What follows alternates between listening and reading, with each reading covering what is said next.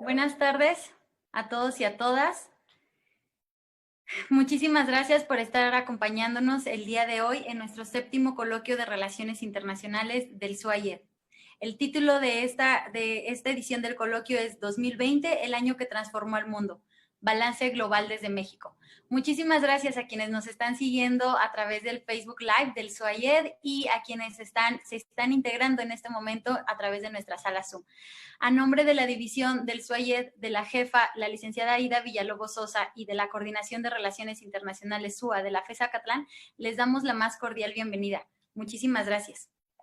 Quiero platicarles rapidísimo cuál es el objetivo de este coloquio y por el cual las organizadoras y el organizador, tuvieron a bien traernos estos temas a la mesa para poder discutirlo y pues cerrar ya el año, ¿no? Estamos prácticamente a unas semanitas de terminar clases y reintegrarnos en enero, pero vamos a hacerlo con un poco de reflexión al respecto. El año 2020 se ha convertido en un momento histórico, determinante para el devenir de la humanidad y de las relaciones internacionales. La pandemia, que tiene como epicentro al COVID-19, ha confluido con eventos como la guerra comercial entre China y Estados Unidos, a la par del neoaislacionismo estadounidense y el ascenso de China con su nueva ruta de la seda, para trastocar toda la dinámica mundial. Como estudiosos e interesados en los cambios globales, no podemos ser displicentes, ante los fenómenos que están marcando el destino del mundo. Nuestro objetivo es reflexionar con una óptica multidisciplinaria sobre los diferentes eventos que han convulsionado este año 2020, que como bien decíamos, estamos por terminar. Desde la pandemia del COVID-19 hasta los cambios económicos, políticos y sociales que se están experimentando a nivel mundial. Como bien les mencionaba, nuestro séptimo coloquio de Relaciones Internacionales SUA se va a llevar a cabo el día de hoy, jueves 3 de diciembre, y el día de mañana, viernes 4 de diciembre, en 2 horarios, de 4 a 6 y de 6 a 8. El día de hoy vamos a dar inicio con nuestra mesa número 1, titulada COVID-19, balance y retos para el mundo desde la seguridad internacional. Antes que nada, quiero agradecerle muchísimo a nuestras organizadoras y a nuestro organizador. Por favor, démosle un aplauso virtual a la doctora Alba Cabriada Jarquín. Gracias, buenas tardes. Muchas gracias, doctora. También un aplauso virtual a la doctora Adelina Quintero Sánchez. Muy buenas tardes a todos, bienvenidos y gracias.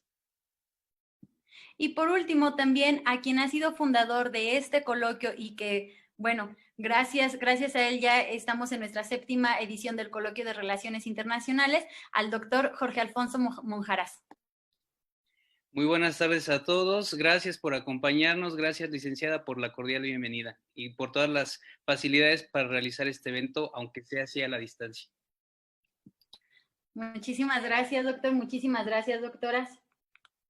Bien, pues vamos a comenzar, vamos a dar inicio entonces a nuestra primera mesa. Y en esta primera mesa nos estará acompañando en la moderación la maestra Norma Angélica Solórzano Correa. Para ello me voy a permitir leer muy brevemente su semblanza curricular. Denme un segundito. Ok. La maestra Norma Angélica es licenciada en Relaciones Internacionales por la UNAM. También tiene la licenciatura en Derecho, y es maestra en Estudios en Relaciones Internacionales también por la UNAM. Dentro de su experiencia laboral, ella es docente desde el 2000, es profesora, ha sido profesora, tanto en la FES Aragón como en la FES Acatlán, y también ha impartido algunas asignaturas en la Facultad de Ciencias Políticas y Sociales en el sistema escolarizado. En Acatlán tenemos el gusto de tenerla entre nuestra planta docente del SUA. Algunas de las asignaturas que ella ha impartido son Derecho Internacional Público, Derecho Internacional Privado, Relaciones México-Estados Unidos, Sistemas Políticos Comparados y Publicidad Global e Identidad Nacional. En su experiencia laboral, muy brevemente, ella ha sido servidora pública en la Administración Pública Federal del 2008 al 2011. Y pues sin más por el momento, le cedemos la palabra a nuestra moderadora del día de hoy. Muchísimas gracias a todos y a todas.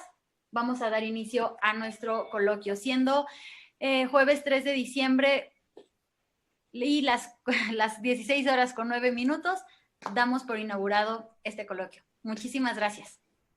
Le cedo la palabra, maestra. Muchísimas gracias y muy buenas tardes a todos, a todas. Y bueno, bienvenidos realmente, que ya como lo han expresado nuestros organizadores, y en especial también un agradecimiento a la coordinación del SUAYED de la FES Zacatlán por todas las facilidades para este 7º coloquio. Se dice fácil, pero yo creo que el esfuerzo que ha tenido siempre el doctor Monjaraz siempre ha sido en verdad muy, muy importante.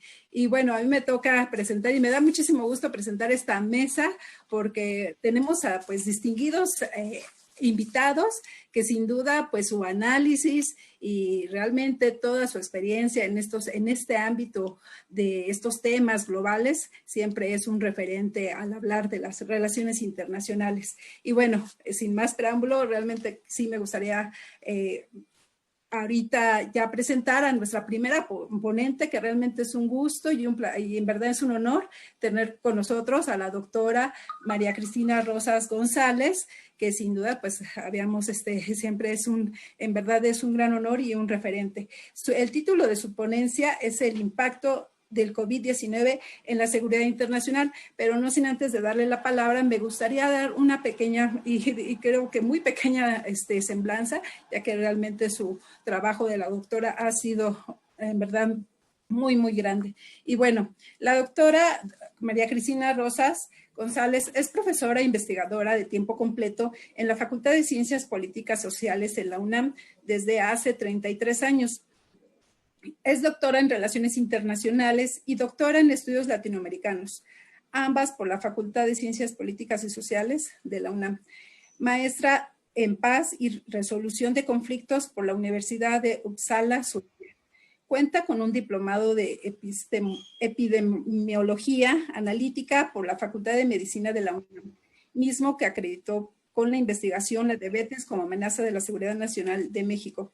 Posee también la especialidad para educadores en diabetes por la Universidad Anáhuac. Cuenta con un diplomado en diplomacia en salud global por la Escuela de Altos Estudios Internacionales en Ginebra, Suiza. Autora de un centenar de libros sobre negociaciones comerciales internacionales, así como en tópicos relacionados con la seguridad nacional e internacional y la política global. Entre ellos se encuentra México y la seguridad espacial en el siglo XXI y las relaciones internacionales en el siglo XXI. Ha sido miembro del panel de expertos de la Comisión Ambiental de América del Norte del Tratado de Libre Comercio de América del Norte. Es también miembro del Consejo Consultivo de la Agencia Espacial Mexicana. Así también es presidente del Centro de Análisis e Investigación sobre Paz, Seguridad y Desarrollo, Olof Palme, a Sociedad Civil. Ganadora en 3 ocasiones del Premio en Investigación Económica Maestro Jesús Silva Herzog, otorgado por el Instituto de Investigaciones Económicas de la UNAM, consultora de organismos internacionales y gobiernos en torno a negociaciones comerciales internacionales. Pertenece al Sistema Nacional de Investigadores, también ha sido columnista en las revistas Etcétera y Alcaldes de México, en el diario Río Grande Guardián, y es miembro del Consejo Editorial de Globalítica, al igual que comentarista sobre temas internacionales en 11 Noticias, ADN 40, en el canal del Congreso y en CNN en español. Así también, bueno, la han entrevistado en Radio Educación, Radio UNAM y diversos medios impresos y digitales extranjeros. Y bueno, realmente sin más preámbulo, sí nos gustaría ya escuchar y tener un honor en verdad aquí dentro de este coloquio a la doctora Cristina. Muchas gracias, buenas tardes. Agradezco mucho la invitación de la FES Zacatlán y en particular de Jorge Monjaraz para participar en este coloquio. Y voy a compartir mi pantalla para hacer una reflexión acerca del impacto del COVID-19 en la seguridad internacional. Trataré en la medida de lo posible de ser muy concreta. Los aspectos a los que quiero referirme, bueno, primero hablarles un poco del concepto de salud, un concepto que va más allá de la simple ausencia de enfermedad. Es algo de lo que se ha hablado por mucho tiempo, pero nosotros sabemos que la salud es algo más que eso. También pues hablaré del lugar que ocupa la salud en la agenda de seguridad internacional, sobre todo en conceptos como seguridad humana, seguridad multidimensional. Obviamente hay otras propuestas conceptuales como por ejemplo seguridad democrática, pero me voy a centrar en seguridad humana y seguridad multidimensional porque quizá son las que más han sido mencionadas o invocadas desde que acabó la Guerra Fría al momento actual. Después haré algunas menciones respecto a dónde se ubica la salud en la agenda de seguridad, su lugar también en el binomio seguridad-desarrollo, porque es un tema de ambos. Es un tema de seguridad, pero es un tema de desarrollo. Voy a referirme a un poquito más adelante y algunas reflexiones finales. Bueno, comienzo con una reflexión de este escritor, que es uno de mis favoritos, el del mundo feliz, Aldous Huxley, que mencionaba un poco en un tono irónico, satírico, que la investigación científica ha avanzado tanto que ya a estas alturas de la vida es muy difícil y completamente sano. Y esto viene a colación a propósito del concepto que la Organización Mundial de la Salud acuñó en su constitución en 1948, recién terminada la Segunda Guerra Mundial. La OMS señala que la salud no es solo la ausencia de afecciones o enfermedades, es un estado de bienestar físico, mental y social. Por supuesto, esta definición ha sido cuestionada por expertos porque se considera que es un tanto cuanto utópica, es difícil de hablar de un país que haya llegado a una condición como la que se describe en este concepto. Sin embargo, otros lo interpretan como un ideal a alcanzar y como un trabajo cotidiano que todos los días, cada minuto, cada hora debemos realizar la sociedad, los estados, la comunidad internacional para lograr a ese estado de completo bienestar físico, mental y social. Por lo tanto, podemos hablar de dos acepciones de la salud negativa referida exclusivamente a la ausencia de enfermedad, y la salud positiva, que es, digamos, la aportación de este concepto que acabamos de ver, que remite a un estado completo de bienestar físico, mental y social. Por ejemplo, difícilmente podríamos hablar de salud si tenemos contaminación ambiental, o si tenemos residuos radiológicos, o si, por ejemplo, tiramos basura, o si, por ejemplo, no tenemos un sistema de salud debidamente financiado. Esos son factores que sin duda son ponderados en el concepto de salud positiva, de salud amplia, por así decirlo.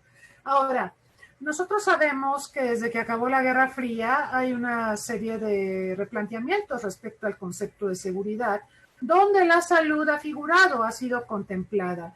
Por ejemplo, en la Agenda de Seguridad Humana, que fue, digamos, acuñada o referida a partir de los trabajos del Programa de las Naciones Unidas para el Desarrollo, en particular en su informe sobre desarrollo humano en 1994, que por cierto fue un informe que preparó el PNUD con vistas a la cumbre sobre desarrollo social que iba a tener lugar en Copenhague en el 95.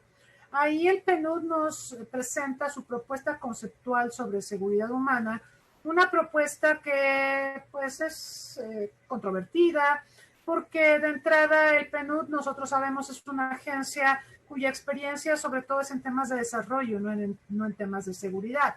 Nosotros sabemos, como estudiosos de las relaciones internacionales, que en el nivel de Naciones Unidas, la entidad primigenia para tratar los temas de seguridad es el Consejo de Seguridad de la ONU. Sin embargo, el concepto de seguridad humana no partió del Consejo de Seguridad, sino que partió del PNUD. Entonces hay un sesgo muy fuerte en la acepción de seguridad humana a propósito de los temas de desarrollo. Por eso vemos que seguridad humana es un concepto que busca liberar a las personas del temor, de las necesidades y a que vivan con dignidad. Es un enfoque antropocéntrico en oposición a las nociones estatocéntricas militaristas típicas de la Guerra Fría.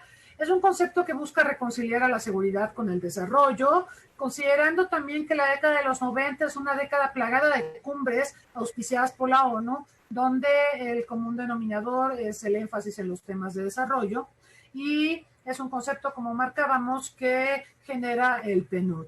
En contraste, tenemos otra propuesta conceptual posterior, ¿sí?, en el tiempo, la propuesta de seguridad multidimensional, que es una propuesta que vamos a encontrar ya articulada en la Declaración sobre Seguridad en las Américas o Declaración de México, toda vez que este concepto fue desarrollado en el seno de la Organización de los Estados Americanos en 2002 en la cumbre de Bridgetown, y que se da a conocer en nuestro país y que busca evitar que la agenda de seguridad, por lo menos del continente americano, se terrorice después de los ataques del 11 de septiembre de 2001 contra Estados Unidos, porque nosotros recordamos que Estados Unidos privilegió al terrorismo sobre cualquier otro tema en la agenda internacional, y el presidente en ese momento, George W. Bush, señaló que quien no estaba con Estados Unidos estaba contra él.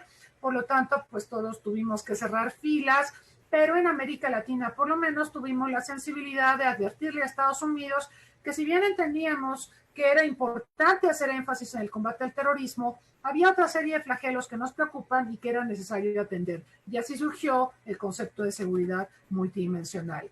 Hay diferencias importantes entre seguridad humana y seguridad multidimensional. La seguridad humana está muy sistematizada. Nosotros sabemos que son 7 aristas las que la integran, todas interrelacionadas. Tenemos las 4 primeras que consideramos las acepciones o forman parte de la acepción maximalista de la seguridad humana, porque son las que más estrechamente están vinculadas a temas del desarrollo. Por ejemplo, la seguridad alimentaria, la seguridad sanitaria o la relación entre seguridad y salud, que es el tema que hoy nos ocupa, la seguridad económica, la seguridad ambiental. Estas 4 primeras entran en la lista maximalista de la seguridad humana y están directamente vinculadas, lo insisto, en el tema del desarrollo. Y tenemos las otras 3 aristas: seguridad política, seguridad personal, seguridad de la comunidad, que forman parte de la acepción minimalista de la seguridad humana y que están centradas más en la violencia y en sus afectaciones a derechos humanos fundamentales. Evidentemente, la comunidad internacional ha privilegiado por largo tiempo la acepción minimalista sobre la acepción maximalista, porque resulta que la acepción minimalista para las figuras políticas, para presidentes que tienen 6 años, digamos, de periodo de gobierno, o 4 años, hablando de Estados Unidos, es muy difícil traducir en políticas públicas acepciones como las del sentido maximalista de la seguridad humana, toda vez que esto requiere un trabajo de mediano y largo plazo. En cambio, atajar la violencia puede hacerse de muchas formas. Podemos sancionar a la entidad violenta, podemos enviar cascos azules de Naciones Unidas para mitigar la violencia, y esto se puede hacer en un tiempo relativamente corto y permite que las figuras políticas se vean bien, se vean activas, haciendo algo respecto a este problema. Así que cuando la seguridad humana fue lanzada, muchos países decantaron a favor de la acepción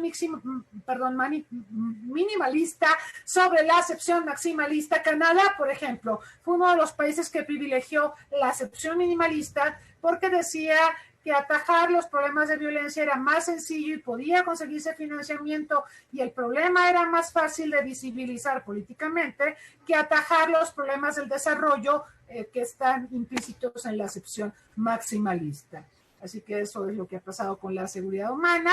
En cuanto hace la seguridad multidimensional, como decíamos, es un subproducto de los ataques terroristas contra Estados Unidos del 11 de septiembre de 2001, y vamos a ver que no está tan sistematizado en la seguridad humana la gama de amenazas, riesgos, peligros, vulnerabilidades que enfrenta la comunidad internacional. Nosotros vamos a ver una mención en conjunto de un montón de temas que fueron como una especie de canasta a donde cada país del continente americano externó su preocupación. Figura el terrorismo, figura la delincuencia organizada, figura el problema mundial de las drogas, la corrupción, lavado de activos, tráfico ilícito de armas, pobreza, desastres naturales, el VIH-Sida y otros riesgos a la salud. Entonces ahí vemos que sí contemplaron los temas de salud, pero es un chorizo. En realidad, lo que vamos a ver es que seguridad multidimensional abarca tantos temas que resulta sumamente complejo y difícil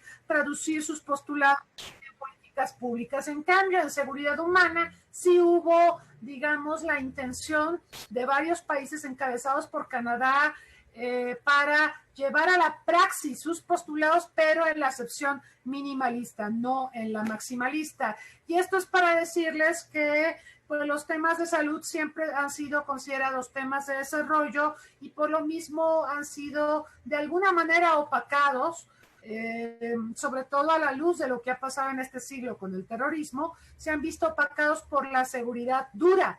Ha sido muy difícil convencer a las naciones, creo que en 2020 ya se convencieron, de que los temas de salud son temas de seguridad. Ahora, ¿cómo entra la salud en la agenda de seguridad? En las grandes teorías sobre seguridad vamos a encontrar discrepancias respecto a cómo abordar el tema de salud. La escuela realista dice que, por supuesto, la salud no es un tema de seguridad. En general, la escuela realista es estatocentrista, es militarista y señala que las amenazas a los estados provienen de otros estados y de preferencia son militares. Entonces dice que si nos vamos a distraer en temas como salud, eso nos llevará a perder rigurosidad en la acuñación de políticas públicas para atender los temas de seguridad. En contraste, la escuela ampliacionista dice que sí, que por supuesto que la salud es un tema de seguridad. Y luego está la escuela crítica, la escuela de Copenhague. Yo misma, que he trabajado estos temas por largo tiempo, yo sí creo que es un tema de seguridad. La escuela crítica dice que sí y que no, que sí es un tema de seguridad, pero que hay que tener mucho cuidado en evitar que se seguritice y, por ejemplo, se asuma que todos los problemas de salud son estrictamente temas de seguridad. Y esto es importante porque, por ejemplo, cuando fueron los atentados del 11 de septiembre de 2001, recordarán ustedes que hubo un personaje que liberó esporas de anthrax en paquetes postales en Estados Unidos entre septiembre y octubre. Y aquí hay un tema de seguridad, que es el tema de bioseguridad, es decir, la weaponización, el uso de agentes bacteriológicos, biológicos, bacterias, virus, etcétera, para hacer daño. Esa es una de muchas aristas que tiene la salud en materia de seguridad, pero no es la única. Y es muy importante enfatizar que tenemos que trascender la visión de bioseguridad que a mi manera de ver ha evitado que pongamos la debida atención en un flagelo como el COVID-19 que al día de hoy estamos enfrentando. Quiero señalar que el COVID-19 impacta de diversas maneras a la seguridad internacional, digo, para alimentar este debate sobre si es o no un tema de seguridad. Yo, insisto, creo que lo es, más allá de la esfera de la bioseguridad, es decir, más allá de la consideración de que alguien pueda manipular deliberadamente virus, bacterias o toxinas para hacer daño. Yo creo que hay un montón de enfermedades que surgen naturalmente que son de origen zoonótico, contrario a lo que dice Dr. El coronavirus COVID-19 es de origen natural, sí, y hubo alguna manera en que este virus que se encontraba en animales llegó al ser humano y provocó el caos en el que nos encontramos. Yo no creo que sea un virus generado en un laboratorio, no creo que haya sido pensado para hacerle daño a la humanidad o para darle más empleo al sector salud, como postulan Pati Navidad y otra serie de sátrapas que no tienen idea de lo que están hablando.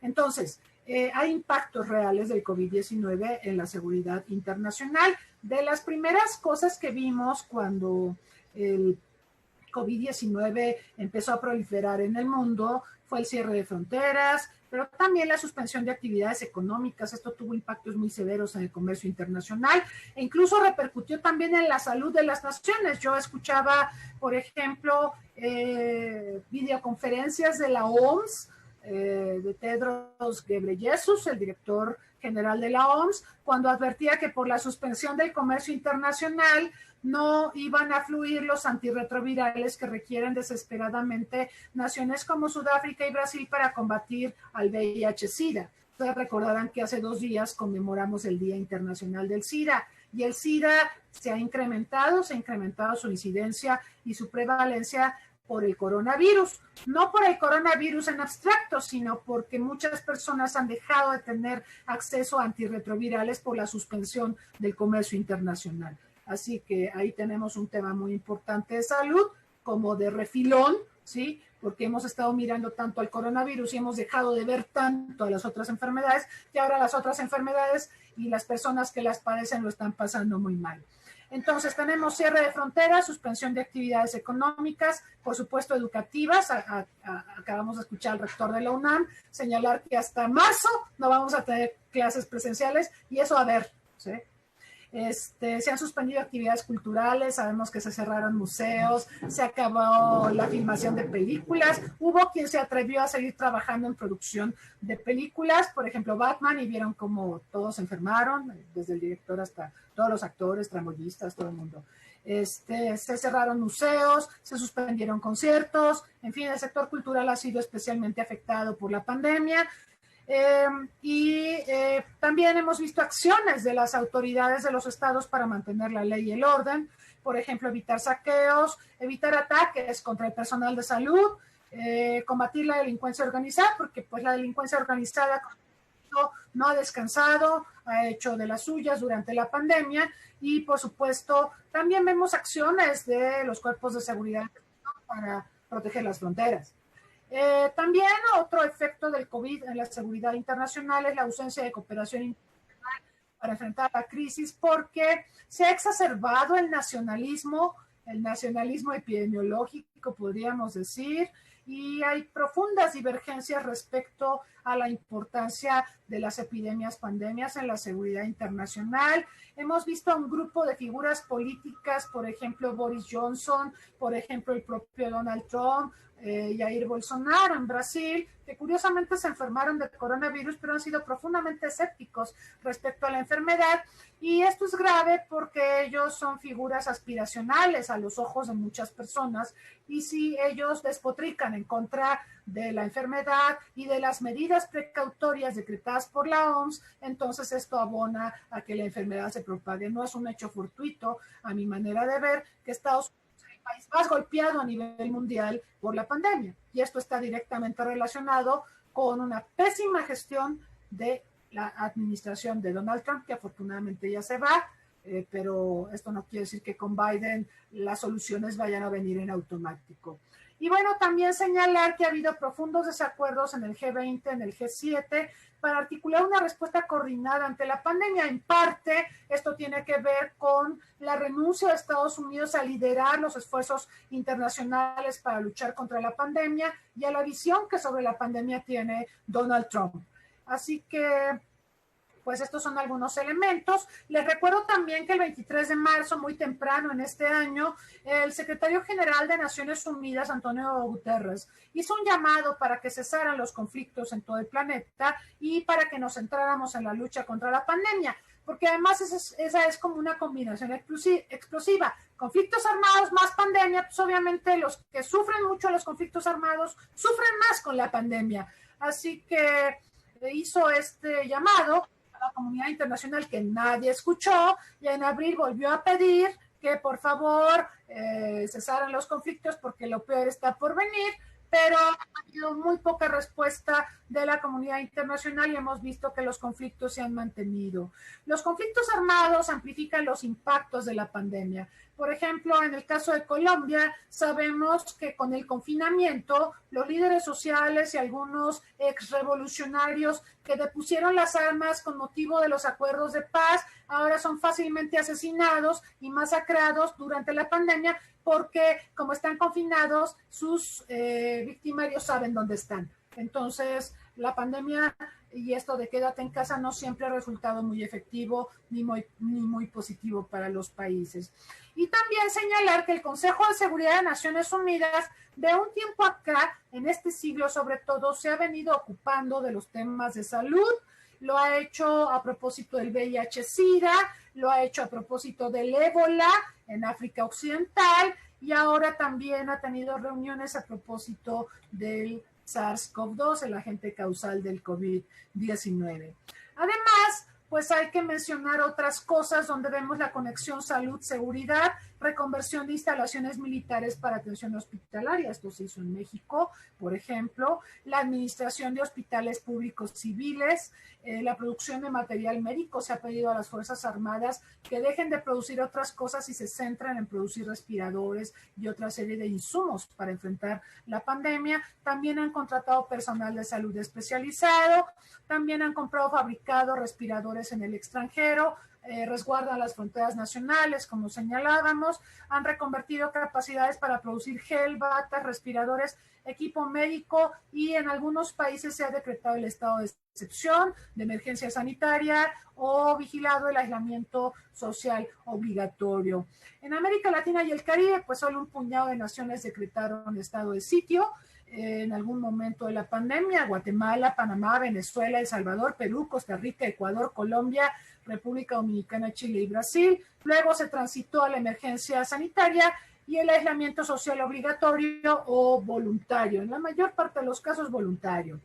Ahora, me voy acercando al final de mi presentación. Quiero referir que en el siglo XXI estamos enfrentando una buena parte de enfermedades de origen zoonótico, es decir, el origen reposa en animales, en el contacto de seres humanos con animales. Tenemos varios casos: el de la gripe aviar, el del ébola, el del SARS, el primer SARS, el síndrome respiratorio agudo severo que pegó en China, el del MERS, un tipo de coronavirus muy letal que irrumpió en Arabia Saudita en 2012 y que es endémico. Interesante saber que el MERS en Arabia Saudita es endémico.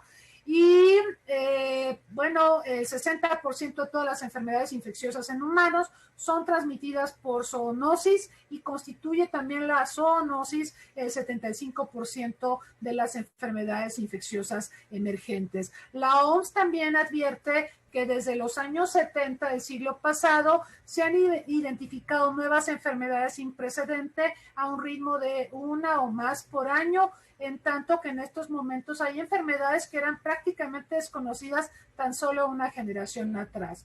Por supuesto, hay factores que abonan, que coadyuvan a que surjan nuevas enfermedades o se agudicen o resurjan enfermedades. Estamos viendo, por ejemplo, el resurgimiento del sarampión o el resurgimiento de la tuberculosis, o estamos viendo que los antirretrovirales están dejando de ser efectivos para la lucha contra el VIH.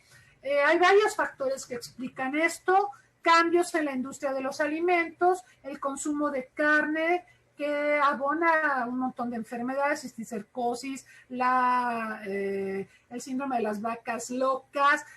Por supuesto está el comportamiento humano, la demografía, la guerra y la hambruna, el calentamiento global, el cambio climático, cambios en la industria médica y farmacéutica, el comercio, turismo, los viajes, cambios en el sector agrícola, cambios en el uso del suelo y la tierra y la urbanización. Ahora tenemos un mundo cada vez más urbano, 55% de la población en el mundo vive en zonas urbanas, y esto significa que tenemos grandes contingentes de población en espacios geográficos muy limitados, y esto abona a la propagación de enfermedades. Insistir en que a la salud se le aprecia en ausencia. Esto es muy triste, somos muy poco preventivos. Entonces, hasta que nos enfermamos empezamos a valorar a la salud, pero también hay que señalar que en periodos postpandémicos o interpandémicos estamos enfrentando el síndrome del olvido, es decir, que la urgencia de hacer cambios a los sistemas de salud o a las políticas públicas en materia de salud para mejorar los sistemas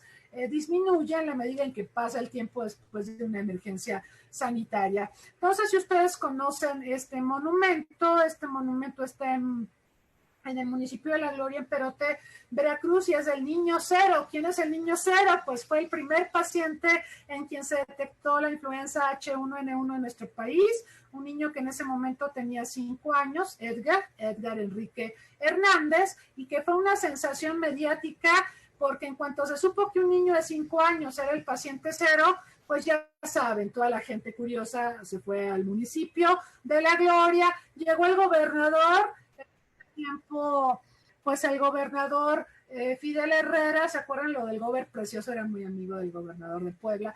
Herrera llegó al municipio, vio al niño, le ofreció una beca para sus estudios, ofreció mejorar las condiciones sanitarias del municipio y demás. Y bueno, como siempre pasa con los políticos, no se cumplió gran parte de lo que le prometieron a Edgar. De hecho, solamente le dieron 5,000 pesos a su familia y le dieron apoyos para abrir una tienda de abarrotes y una camioneta pick-up. Y le hicieron su estatua, porque aquí en México somos tan pintorescos que al niño le hicieron una estatua. no sé si se alcanzan a ver, pero en la mano tiene una rana por aquello de las plagas, ¿se acuerdan lo que dice la Biblia? Pues el niño tiene una rana y simboliza la victoria del ser humano sobre la epidemia. Y aquí pueden ver a Edgar años después. Edgar cuenta que cuando él fue identificado como el paciente cero, pues fue un infierno para él y su familia. Acuérdense, pueblo chico, infierno grande. Su familia y él fueron estigmatizados, los trataban como abandonados en el municipio. Y bueno, dice que ante el coronavirus hay que ser más solidarios. Dice que esta experiencia él, siendo tan chiquito, y vean cómo maduró el niño con esta terrible experiencia, lo que le dejó esa experiencia es que tenemos que ser más solidarios y hay que evitar la estigmatización y ser más cooperativos de cara a la enfermedad. Y bueno, decirles un par de cosas más. Hay diferencias notables entre la primera pandemia del siglo XXI, que fue justamente la H1N1, este tipo de influenza, y el SARS-CoV-2. La H1N1 es un tipo de influenza nuevo, pero con características que presentan tipos de influenza para las que la mayoría de las personas tenemos algún tipo de inmunidad.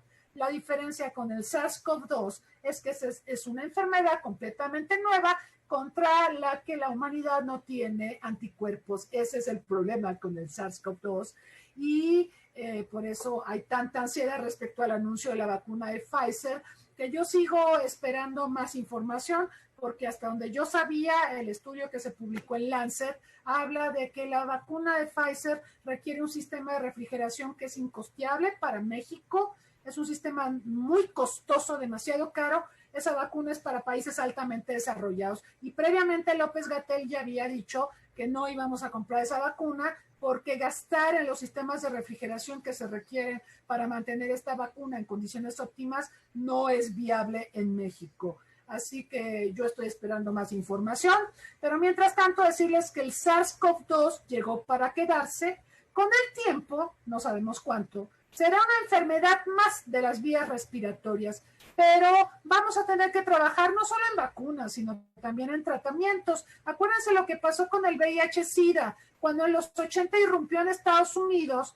Los científicos dijeron, ay, en 5 años vamos a tener la vacuna contra el SIDA. Bueno, ya pasaron casi 40 años, no hay vacuna contra el SIDA, pero lo que sí hay son tratamientos antirretrovirales. El cóctel famoso ese que diseñó Pfizer y que replica India en genéricos y que le permite a las personas vivir con VIH y tener pues una vida más o menos normal. Pero bueno, decirles que en este siglo hemos visto un montón de enfermedades nuevas, la influenza H1N1, obviamente los SARS, el SARS de 2002-2003 de China, el MERS de Arabia Saudita, el SARS-CoV-2, Zika, chikungunya, etcétera, etcétera. Y hay otros problemas que también son muy preocupantes, como la resistencia a los medicamentos, que sin duda nos puede poner en jaque en el momento actual. Necesitamos una mejor preparación para pandemias y emergencias sanitarias. También evitar el sobredimensionamiento. Yo postulo, lo he señalado en diversos foros, que una de las razones por las que tenemos esta crisis sanitaria tan terrible es porque cuando fueron los ataques terroristas del 11 de septiembre de 2001, solo miramos al terrorismo y dejamos de mirar todas las demás agendas. Hoy estamos pagando el precio de mirar al árbol y de no mirar al bosque. Así que quiero decirles que ojalá no pase lo mismo con el COVID-19. Ojalá no, por estar mirando tanto al COVID-19, nos olvidemos de todos los demás flagelos, porque les quiero insistir en el tema de que el COVID no es lo único que está matando a las sociedades en el mundo. Hay un montón de flagelos. Así que, para terminar, decirles que es esencial la cooperación internacional para enfrentar la pandemia, que tenemos que mejorar en diplomacia en salud global, que hay que fortalecer el multilateralismo. México ha hecho un trabajo formidable en plena pandemia para, por ejemplo, lograr que se aprobara la resolución 74274 en la Asamblea General de Naciones Unidas el 20 de abril pasado para fomentar la cooperación internacional y evitar, obviamente, que haya, digamos, cerrazón de la comunidad para distribuir medicamentos, vacunas e insumos médicos contra la pandemia. También en nuestro país es importante tener políticas de Estado, no de gobierno, porque recordarán que la pandemia cayó en México cuando teníamos una transición en el sistema de salud y había sido desmantelado el Seguro Popular y nació el INSABI, y en ese ínter llegó la pandemia y nos agarró con la guardia baja. Es muy importante tener políticas de Estado, de manera que aunque cambie el gobierno, la política siga manteniéndose. Necesitamos health literacy, educación en salud, y esto nos permitirá enfrentar la infodemia, que es la otra pandemia que también cuesta vidas, que también ha hecho mucho daño, y nos permitirá también enfrentar a los antivacunas, porque de nada va a servir tener vacuna contra el COVID cuando los antivacunas dicen que te da autismo cuando te pones una vacuna, ¿no? Necesitamos una visión integral de seguridad nacional, donde epidemias y pandemias figuren de manera prominente, no solo a nivel de riesgo, sino también de vulnerabilidad. Y bueno, dejo esto aquí. Sobredimensionar flagelos vulnera la seguridad de las naciones. Ocurrió tras el 11 de septiembre y la pregunta es si esto volverá a ocurrir con el SARS-CoV-2. Y también aguas, no vaya siendo que se exacerbe la bioseguridad, como ocurrió con los ataques de Anthrax de 2001, y esto pues lleve a que solo se vea al SARS-CoV-2 y se deje de ver a otras enfermedades. Y también señalar que la incapacidad que Estados Unidos ha mostrado en esta pandemia ha abonado a su declive como potencia mundial, y esto ha abierto oportunidades para estos dos países que vemos en la imagen, China y Rusia, que están capitalizando el vacío de poder dejado por Estados Unidos. Si Estados Unidos declina como potencia mundial, yo creo que es el caso, esto va a tener efectos profundos en la seguridad internacional y por supuesto en México, que es un país pues muy dependiente, tiene una relación estructural de dependencia con Estados Unidos. Y los dejo con esta frase de Aldous Huxley, con él empecé, con él termino. Dice que las sociedades no aprecian las lecciones de la historia, y esa es la lección más importante de la historia. Muchas gracias. Pues muchísimas gracias, doctora. Realmente le agradecemos esta ponencia donde sí, efectivamente nos estamos contemplando o estamos reflexionando ante esta crisis sanitaria, y que sin duda estos interrogantes sobre seguridad y seguridad sanitaria siempre están en la mesa de discusión, y muchísimas gracias realmente por sus valiosos comentarios y análisis. Y bueno, al finalizar a nuestros tres ponentes, vamos a dar la ronda de preguntas y respuestas por parte de ellos, y también invitar a los que nos siguen por Facebook Live para que también por ahí nos puedan colaborar con sus preguntas. Y bueno, continuando con nuestro siguiente ponente, vamos a dar paso a licenciado Ernesto Ángeles Guerrero, quien con su ponencia La desinformación como amenaza internacional 2020 entre la COVID-19 y los conflictos de la información de los grandes poderes. No sin antes mencionarles un breve currículum del licenciado Ernesto. Es licenciado en Relaciones Internacionales por la Facultad de Estudios Superiores Acatlán. Actualmente realiza la maestría en Estudios en Relaciones Internacionales en el programa de posgrado de Ciencias Políticas y Sociales de la UNAM. Es especialista en análisis político de la tecnología del ciberespacio e Internet. Actualmente es investigador y comentarista de Infodemia MX, programa de educación digital y análisis del fenómeno de la desinformación. Cuenta con experiencia laboral como investigador en materia de protección de datos personales y analista político. Autor de escritos e investigaciones en materia como ciberguerra, ciberseguridad, protección de datos personales e inteligencia artificial. Es también voluntario en diferentes organizaciones del ciberespacio y gobernanza en Internet, como la Cooperación de Internet para la asignación de nombres y números, el número de gobernanza de Internet y la Agenda de Inteligencia Artificial para México. Y bueno, sin más, pues damos la bienvenida al licenciado Ernesto Ángeles. Adelante, por favor. Muchas gracias. Agradezco igualmente a las autoridades que dan este espacio, y sobre todo y especialmente al doctor Monjarás por invitarme. Hace unos años fue mi profesor y pues nos vemos aquí en este coloquio. Pues muchas gracias. Y también a la audiencia. Dicho esto, voy a presentar mi tema. Para esto voy a compartir pantalla.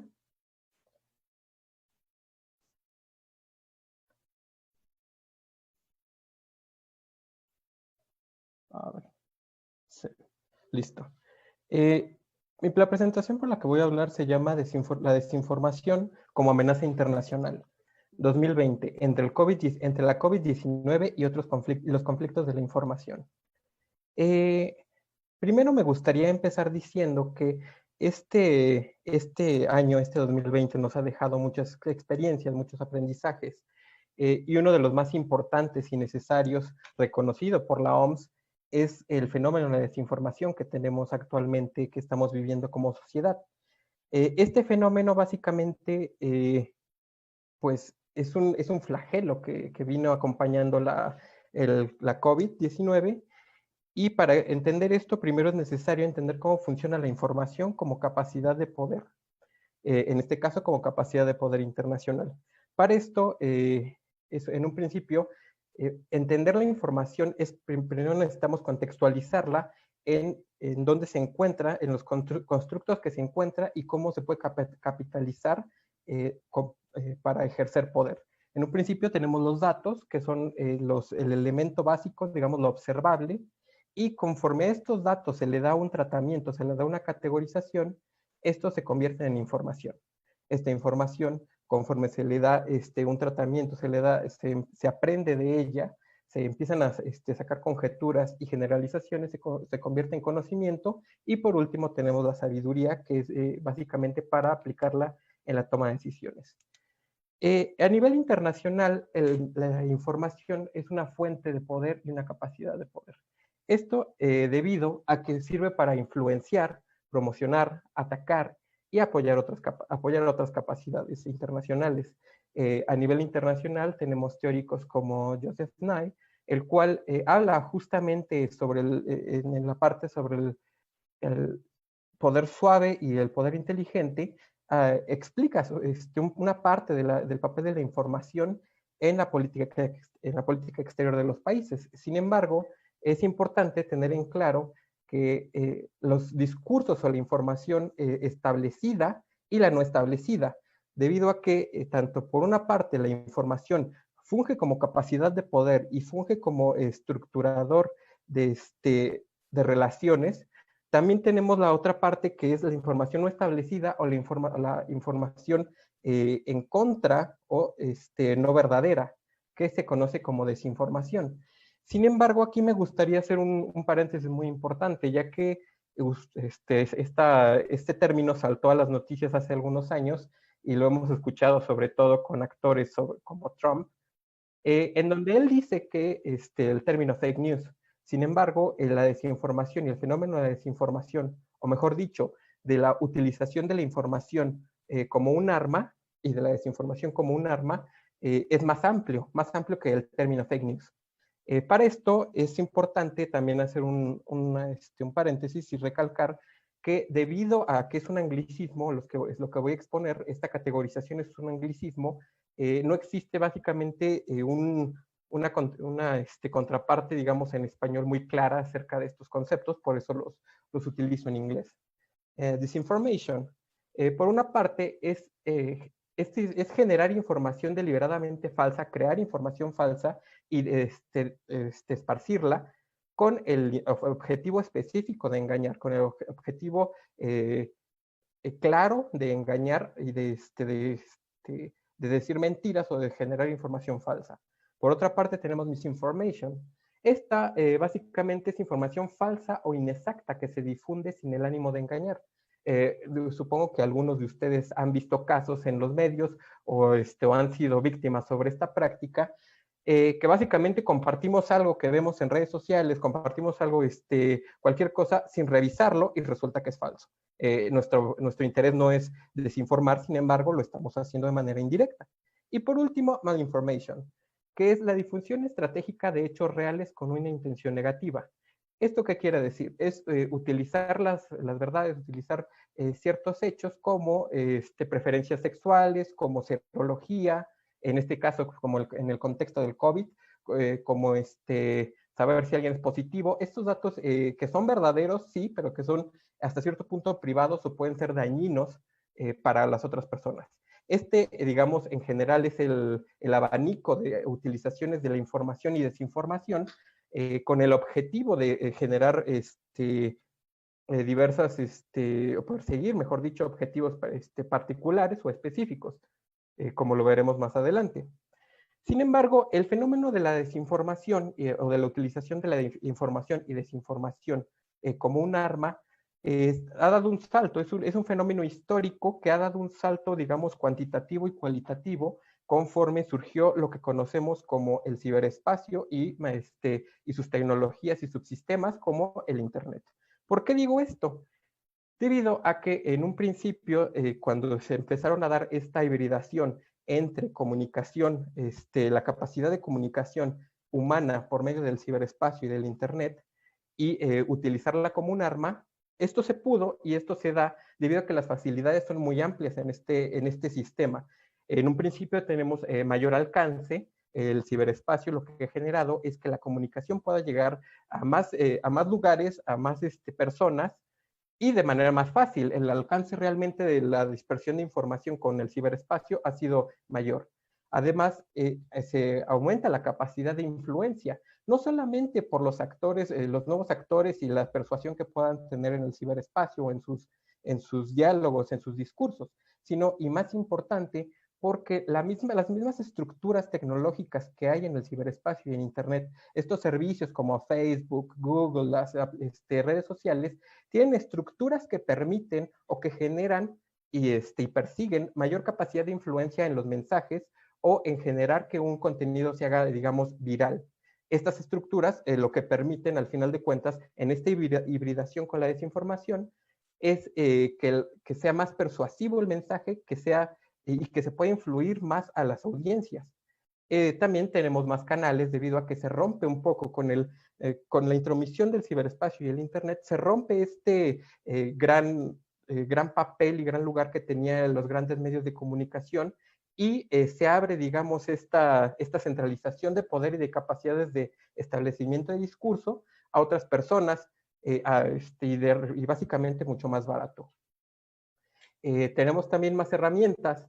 Como dije en un principio, el ciberespacio lo que genera también son facilidades como servicios que se pueden, no sé, me llega a la mente una herramienta, la psicosegmentación. La psicosegmentación básicamente es analizar los datos de diferentes personas, las interacciones en redes sociales y hacer perfiles psicológicos. Con estos perfiles psicológicos puedes saber cuáles son, digamos, los disparadores de ciertas fobias, de ciertos miedos y de ciertas características para que sea más probable que el mensaje o que la desinformación llegue o cause su cometido. Hay más actores. Es inmediato, la dispersión de información realmente es casi inmediata y en tiempo real con el ciberespacio y el Internet, y como ya lo he dicho, es más barato. ¿Esto qué ha generado? Ha generado una dupla muy interesante en donde la desinformación pasa a ser no solamente el mensaje, lo que es el contenido, lo que se conoce como el contenido, la mentira, la foto truqueada, no sé, y se convierte realmente en un proceso que está imbuido en estructuras tecnológicas y en estructuras sociales. ¿Esto qué quiere decir? Que en este proceso podemos encontrar también herramientas, las herramientas digitales, los datos personales y la publicidad, que como lo dije hace un momento, que permiten análisis sobre las personas, permiten análisis sobre las actividades, actitudes, miedos, gustos, y que esto genera un mayor conocimiento de tus audiencias y un mayor conocimiento, pues, en este caso, de tus víctimas o de tu población objetivo.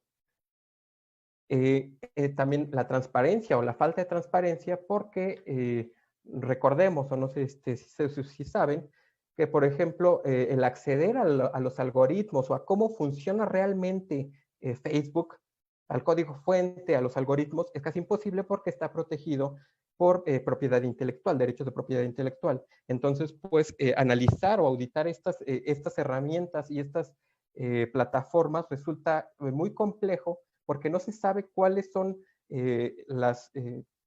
pues el peligro o los indicadores. Me llega a la mente un ejemplo muy claro en donde unos publicistas descubrieron junto con Facebook, mejor dicho, Facebook les dijo, que los adolescentes con problemas psicológicos, con problemas de atención, con problemas de depresión, para para la venta o la promoción de ciertos productos.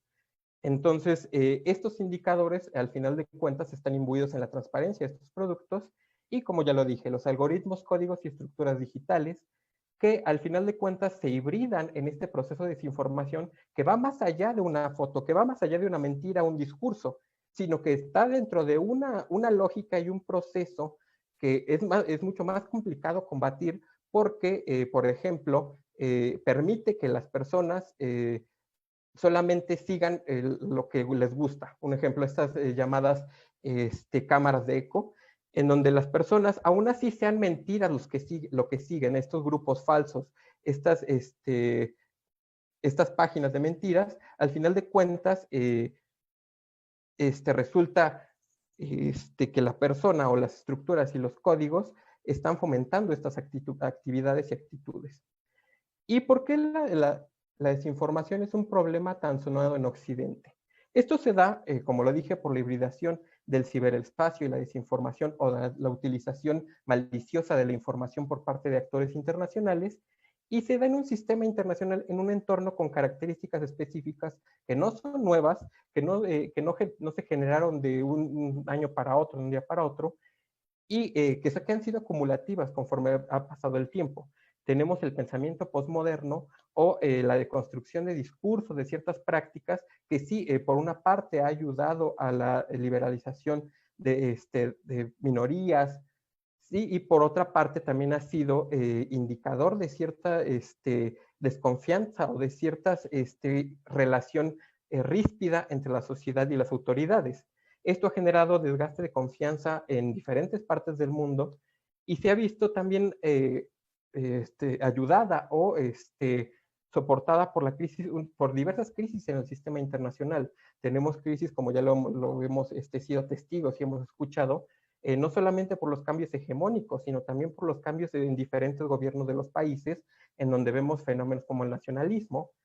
Y también está este cambio que hay en una ideología política, el accionar de ideologías políticas al accionar conforme a identidades políticas. ¿Esto qué quiere decir?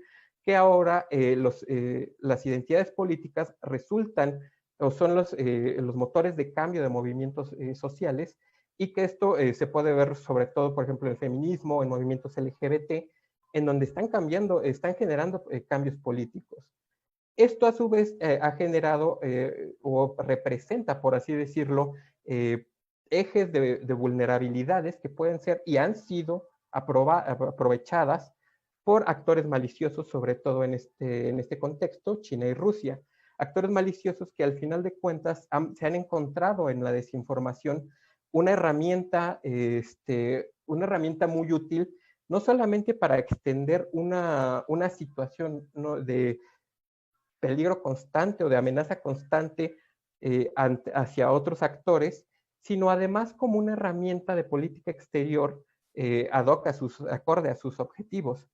Por una parte, como lo podemos ver aquí, de 2016 a la actualidad han habido la mayor parte de actores y de campaña de desinformación a nivel internacional han sido por parte de China y Rusia. La más sonada, todos recordaremos, en 2016, en las elecciones del proceso electoral estadounidense, es donde se lanzaron campañas no solo de desinformación, sino de ciberataques y de otros ataques basados en la red.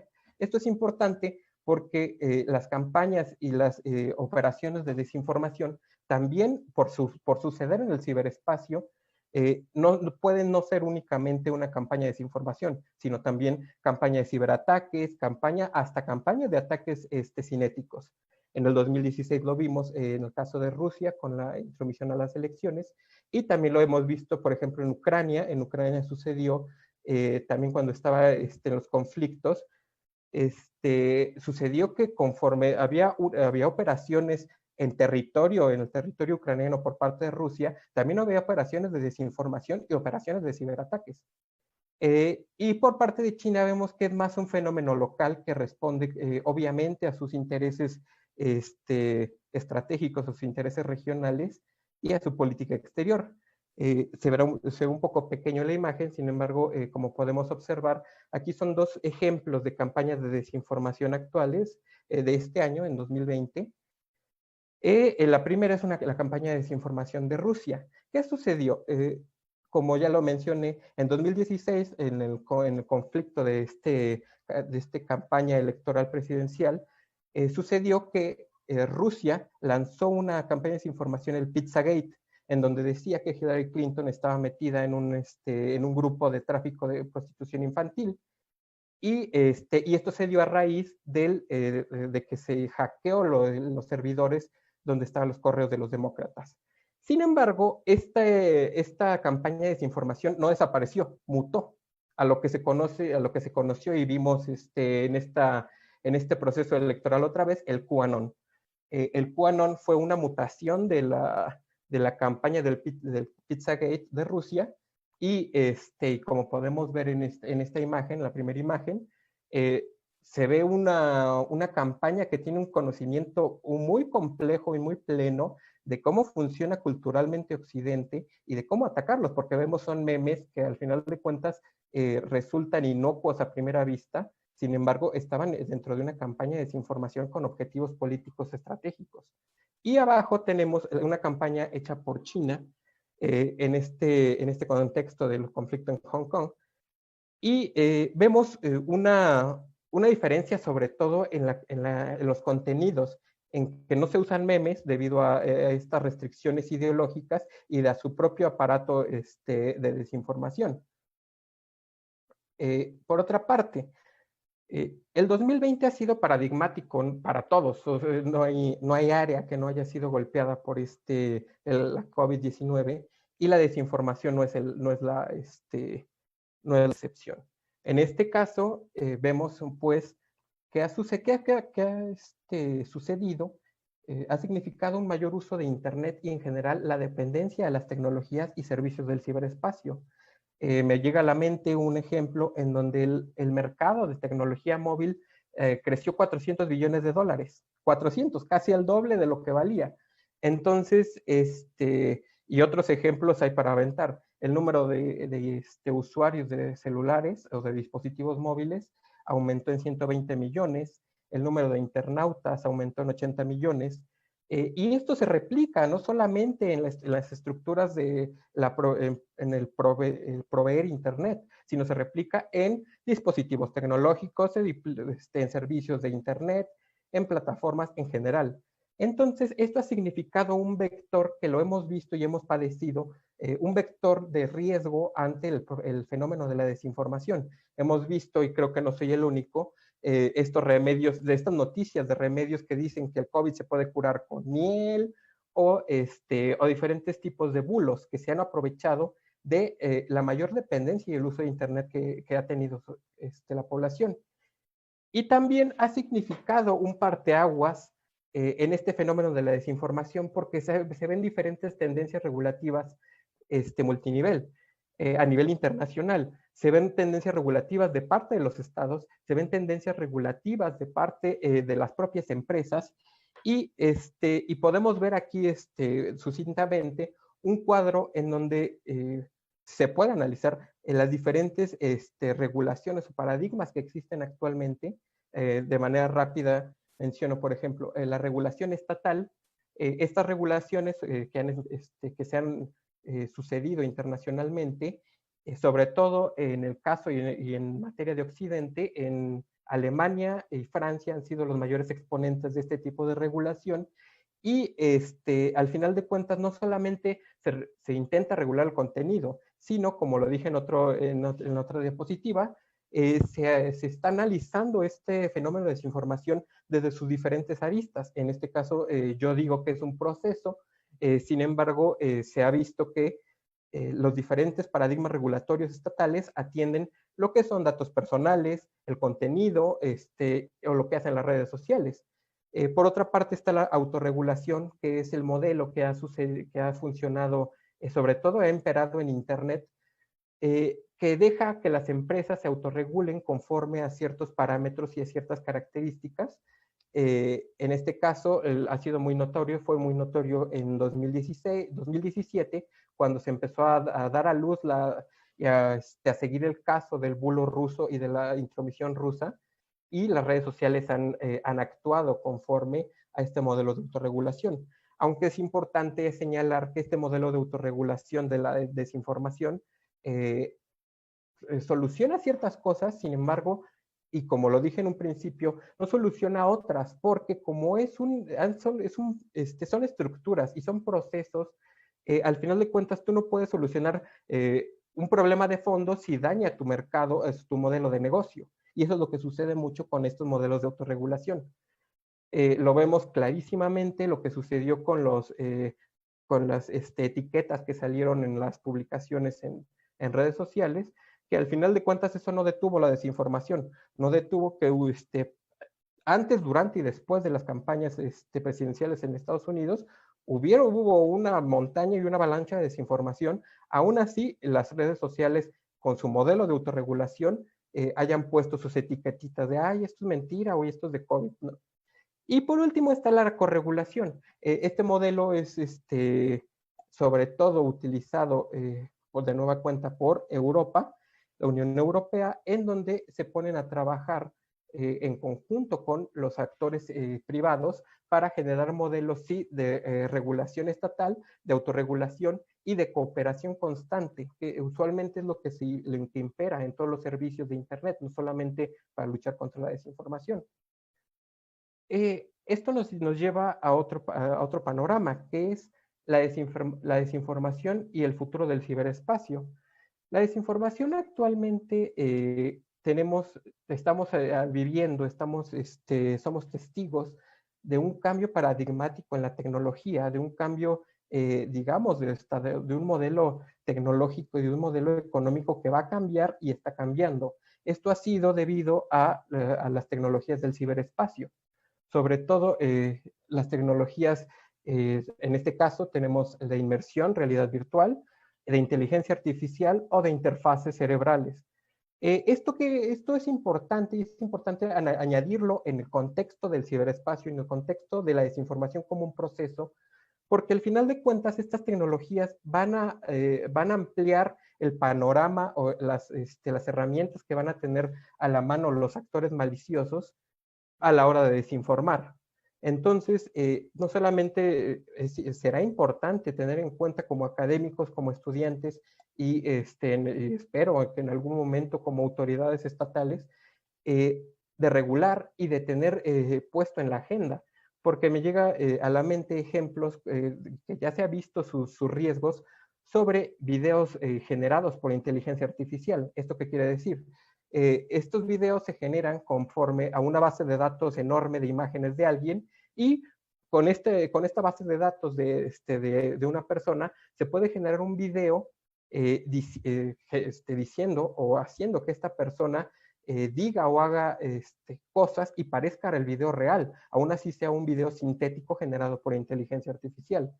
Esto puede ser la puerta y la pauta para grandes problemas internacionales y tan es así que los invito a abrir el periódico, a abrir su aplicación de noticias preferida y van a ver que justamente en estas fechas y el día de hoy ha salido que China y Australia están inmersos en un conflicto de desinformación debido a la información que salió de la actividad de las fuerzas especiales australianas en Afganistán. Se ha generado un conflicto ya internacional, un conflicto diplomático entre estos países debido a la desinformación. Entonces, a lo que me lleva a pensar, y como lo dijo anteriormente María Cristina, es a ver el panorama amplio, a ver no solamente ceñirnos en lo visible o en lo asequible o en lo fácil. ¿A qué me refiero? No es solamente ver los mensajes, no solamente ver el acto de desinformación en sí, sino pensarlo que está inmerso en un proceso, está inmerso en un sistema y responde a esta mecánica, igual a la tecnología. Al final de cuentas, la tecnología responde a la sociedad, no está parte de la sociedad y depende básicamente del sistema social en donde esté inmerso. Entonces, si queremos nosotros analizar la desinformación y los problemas que hay, tenemos que verlo como un sistema y como un problema multivariado. Gracias. Pues muchísimas gracias al licenciado Ernesto Ángeles por esta tan importante, este importante análisis, en el cual pues sin duda nos está diciendo de la desinformación como herramienta y sobre todo como una amenaza, ¿no?, constante ante este contexto. Y bueno, y sin más preámbulo también, voy a dar la palabra al doctor Alfonso Monjarás Domínguez, y en el cual él nos dará una ponencia que se titula La humanidad como fuente de inseguridad, el COVID-19 y la seguridad amplia. Bueno, no sin antes también mencionar un breve de su currículum, en el cual, bueno, es licenciado y maestro en estudios en relaciones internacionales por la Facultad de Ciencias Políticas y Sociales, asimismo en el cual es doctor en Ciencias Políticas y Sociales. Es profesor de la Licenciatura de Relaciones Internacionales en la Facultad de Estudios Superiores Zacatlán y en las especialidades de Política Internacional, Economía Internacional, Escenarios Internacionales y Teórico-Metodológica. Es tutor del programa de posgrado de Ciencias Políticas y Sociales de la UNAM y profesor de la Maestría de Estudios México-Estados Unidos. También es profesor de la Maestría en Estudios en Relaciones Internacionales, ambos en Acatlán, donde imparte seminario de investigación, seminario de investigación 2, entre otras materias. Ha impartido cursos de actualización para profesores de licenciatura en la FES Acatlán sobre temas vinculados a problemas económicos y políticos de la realidad internacional contemporánea.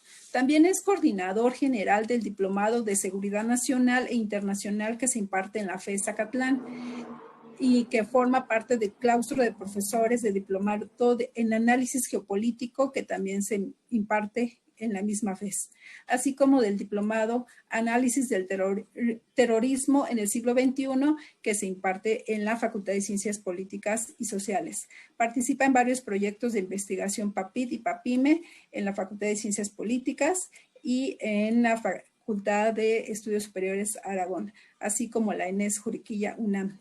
Pertenece al Sistema Nacional de Investigadores. Entre sus principales líneas de investigación se incluye seguridad nacional e internacional, seguridad ampliada, terrorismo y bioterrorismo y geopolítica de los recursos, temas sobre los que ha presentado ponencias en distintas instituciones en México y en el extranjero y sobre los que ha publicado distintos trabajos en libros y revistas.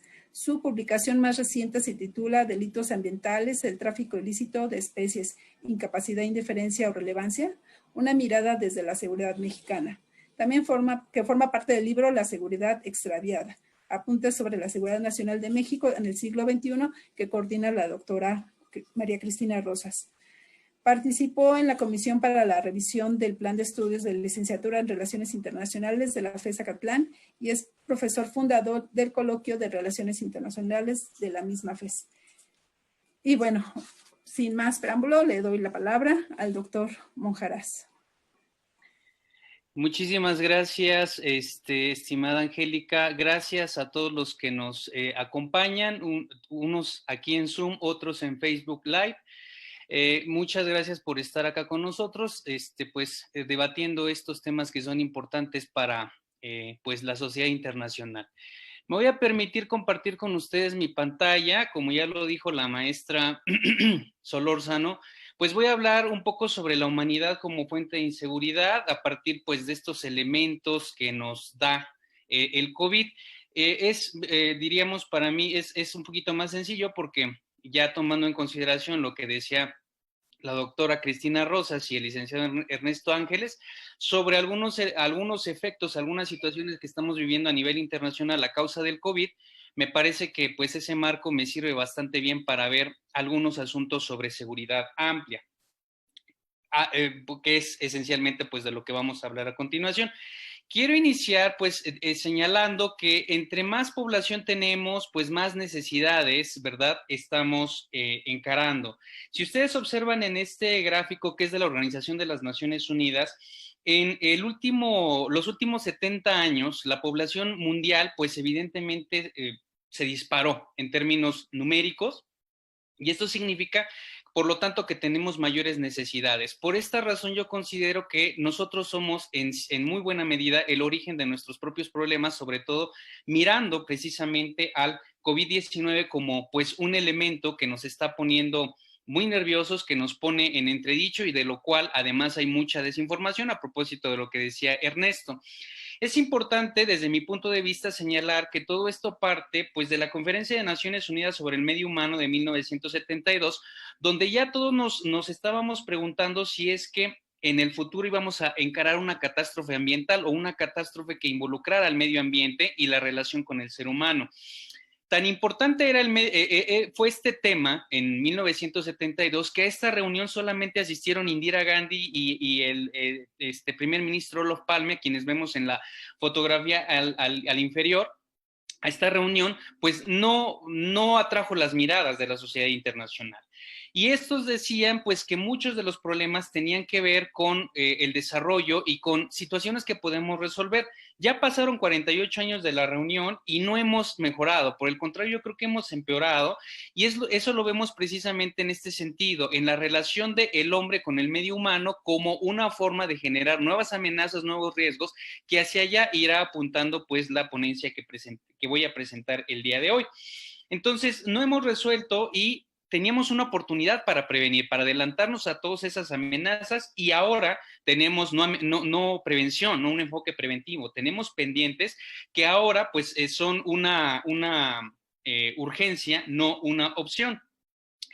Debo agregar en ese sentido que pues la Organización Meteorológica Mundial apuntaba el año pasado a que no hemos progresado en ese sentido. No estamos resolviendo los mayores retos que tenemos en esa esfera. El año pasado ya registramos una temperatura media mundial por encima de 1.1 grados centígrados por encima de la estimación de los niveles preindustriales. La temperatura de los océanos, en ese sentido, pues significa que cada segundo estamos agregándole el calor equivalente a 5 bombas de Hiroshima. Esto tiene como resultado que en el periodo 1987-2019 las temperaturas de los océanos se incrementaron en 450 veces por encima del periodo 1955-1986, que estamos hablando, pues, por eso mostraba el gráfico demográfico del siglo pasado, que pues nos da una imagen de dónde estamos ahora. Y por esta razón, Li Jincheng, que es un científico de la Academia de Ciencias de China, nos comparte un dato muy interesante. Entre 1993 y el año pasado, finales del año pasado, el calor que hemos puesto en los océanos equivale esencialmente a 3.600 millones de bombas de Hiroshima. Entonces, esto pues nos está causando muchos problemas porque los océanos absorben más o menos el 90% del calor generado por los gases de efecto invernadero. Entonces, en el último decenio, estos cuerpos han pues absorbido más o menos el 23% de las emisiones anuales de dióxido de carbono y por lo tanto los océanos se vuelven más ácidos y tienen menos oxígeno, lo cual afecta la vida marina. Entre 1950 y el año pasado se perdieron más o menos entre 77,000 y 145,000 millones de toneladas de oxígeno oceánico, con las implicaciones que ya nos podemos imaginar para todos. Por lo tanto, desde 1850, que es el periodo o el año en el cual se han hecho mediciones sobre el cambio climático en el mundo, podríamos decir que el decenio que está pues concluyendo es la década más cálida de toda la historia. El quinquenio 2015-2019 es el más cálido del que se tenga constancia y el año pasado fue el más cálido del que se tiene registro a nivel internacional. En este mapa vemos algunos de los más importantes responsables del cambio climático. En esencia estamos hablando de 7 países. Estados Unidos, por orden de importancia o por orden de responsabilidad, Estados Unidos, China, Rusia, Alemania, Reino Unido, Brasil e India, pues son en gran medida los responsables de lo que está ocurriendo. Entonces, ahora tenemos un entorno donde los gases de efecto invernadero, pues son cada vez más alarmantes los niveles que tenemos del CO2. Llega a más de 408 partes por millón, lo cual significa que pues estamos en un 150% por encima de los niveles preindustriales. Y esto se manifiesta o se expresa en algunas otras situaciones, por ejemplo, en el deshielo que está sufriendo Groenlandia. Entre el año 2002 y el año 2016, ¿sí? Esta región perdió más o menos el equivalente a 4 teratoneladas, 98 gigatoneladas de hielo. Entonces, en ese sentido, tenemos que pensar que pues somos más personas y por lo tanto demandamos más recursos. Aunque eso, bueno, no pues lo visualicemos, finalmente nos expone a nuevas realidades, nos expone a nuevas situaciones, algunas de ellas bastante peligrosas. Por ejemplo, ¿cuál? Las enfermedades zoonóticas. Un impacto derivado precisamente del cambio climático es el aumento de las enfermedades zoonóticas. Para aclararlo para todos, la zoonosis es un proceso a través del cual, bueno, que generalmente, bueno, se refiere a la transmisión de forma natural de enfermedades de los animales a los seres humanos, a través de la exposición directa o a través del consumo de alimentos derivados de esos animales enfermos. Cuando ocurre este proceso, se genera uno, dos o más procesos adicionales. Por ejemplo, la antropozoonosis, que es la enfermedad del hombre al animal, la zoantroponosis, cuando ocurre del animal a los seres humanos, la anfisenosis, que es cuando ocurre el contagio en ambos sentidos, del ser humano a los animales y de los animales al ser humano, y en muchas ocasiones también genera antroponosis.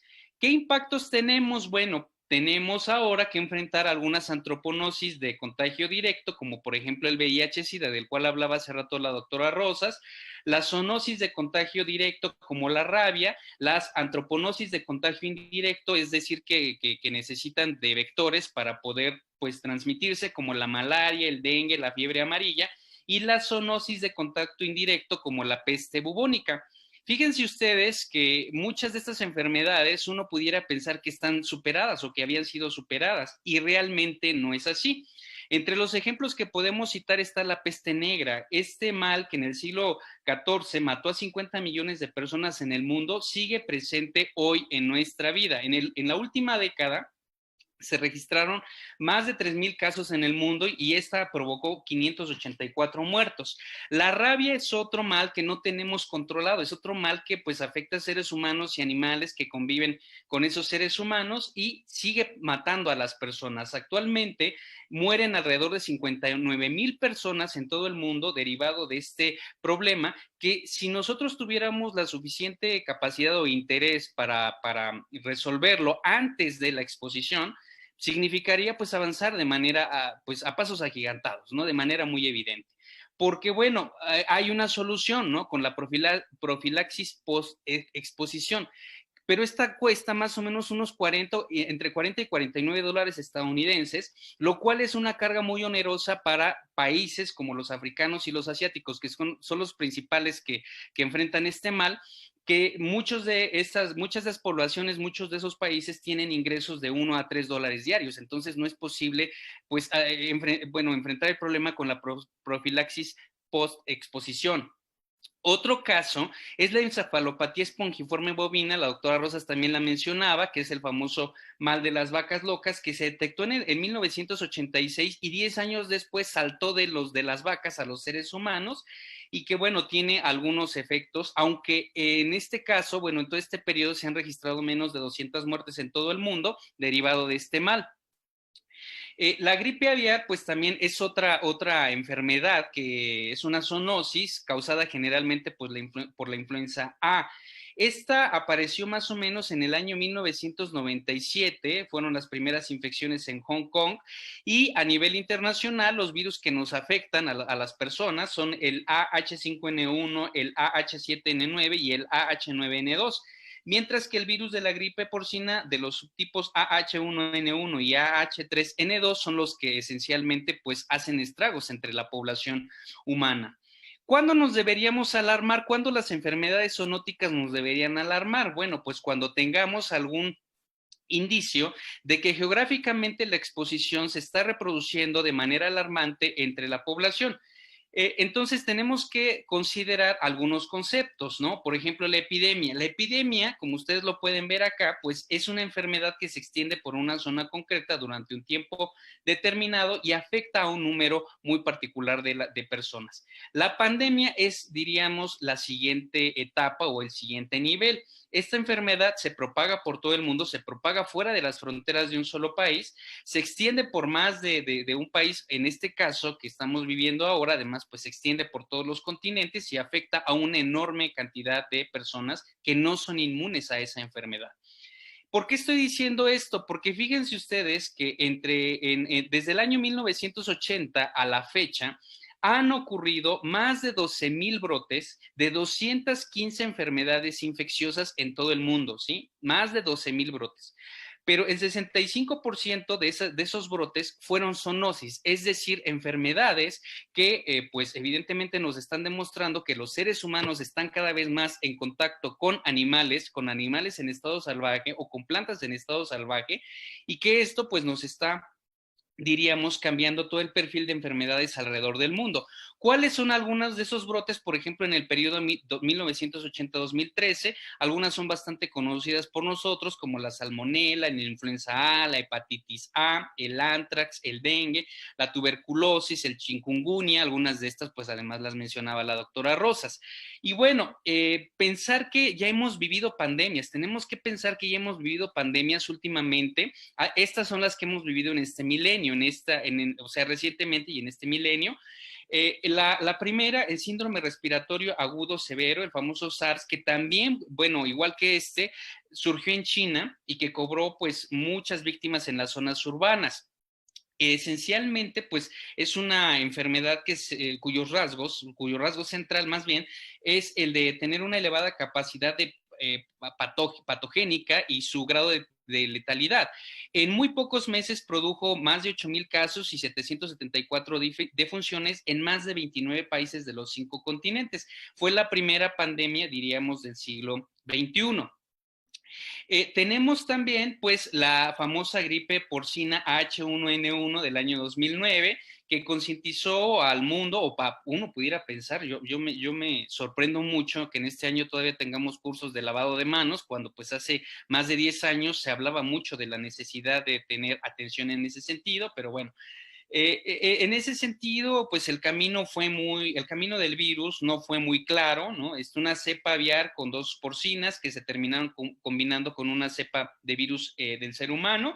Y bueno, estas mutaciones provocaron o fueron pues facilitadoras de que el virus se hubiera propagado de manera muy veloz.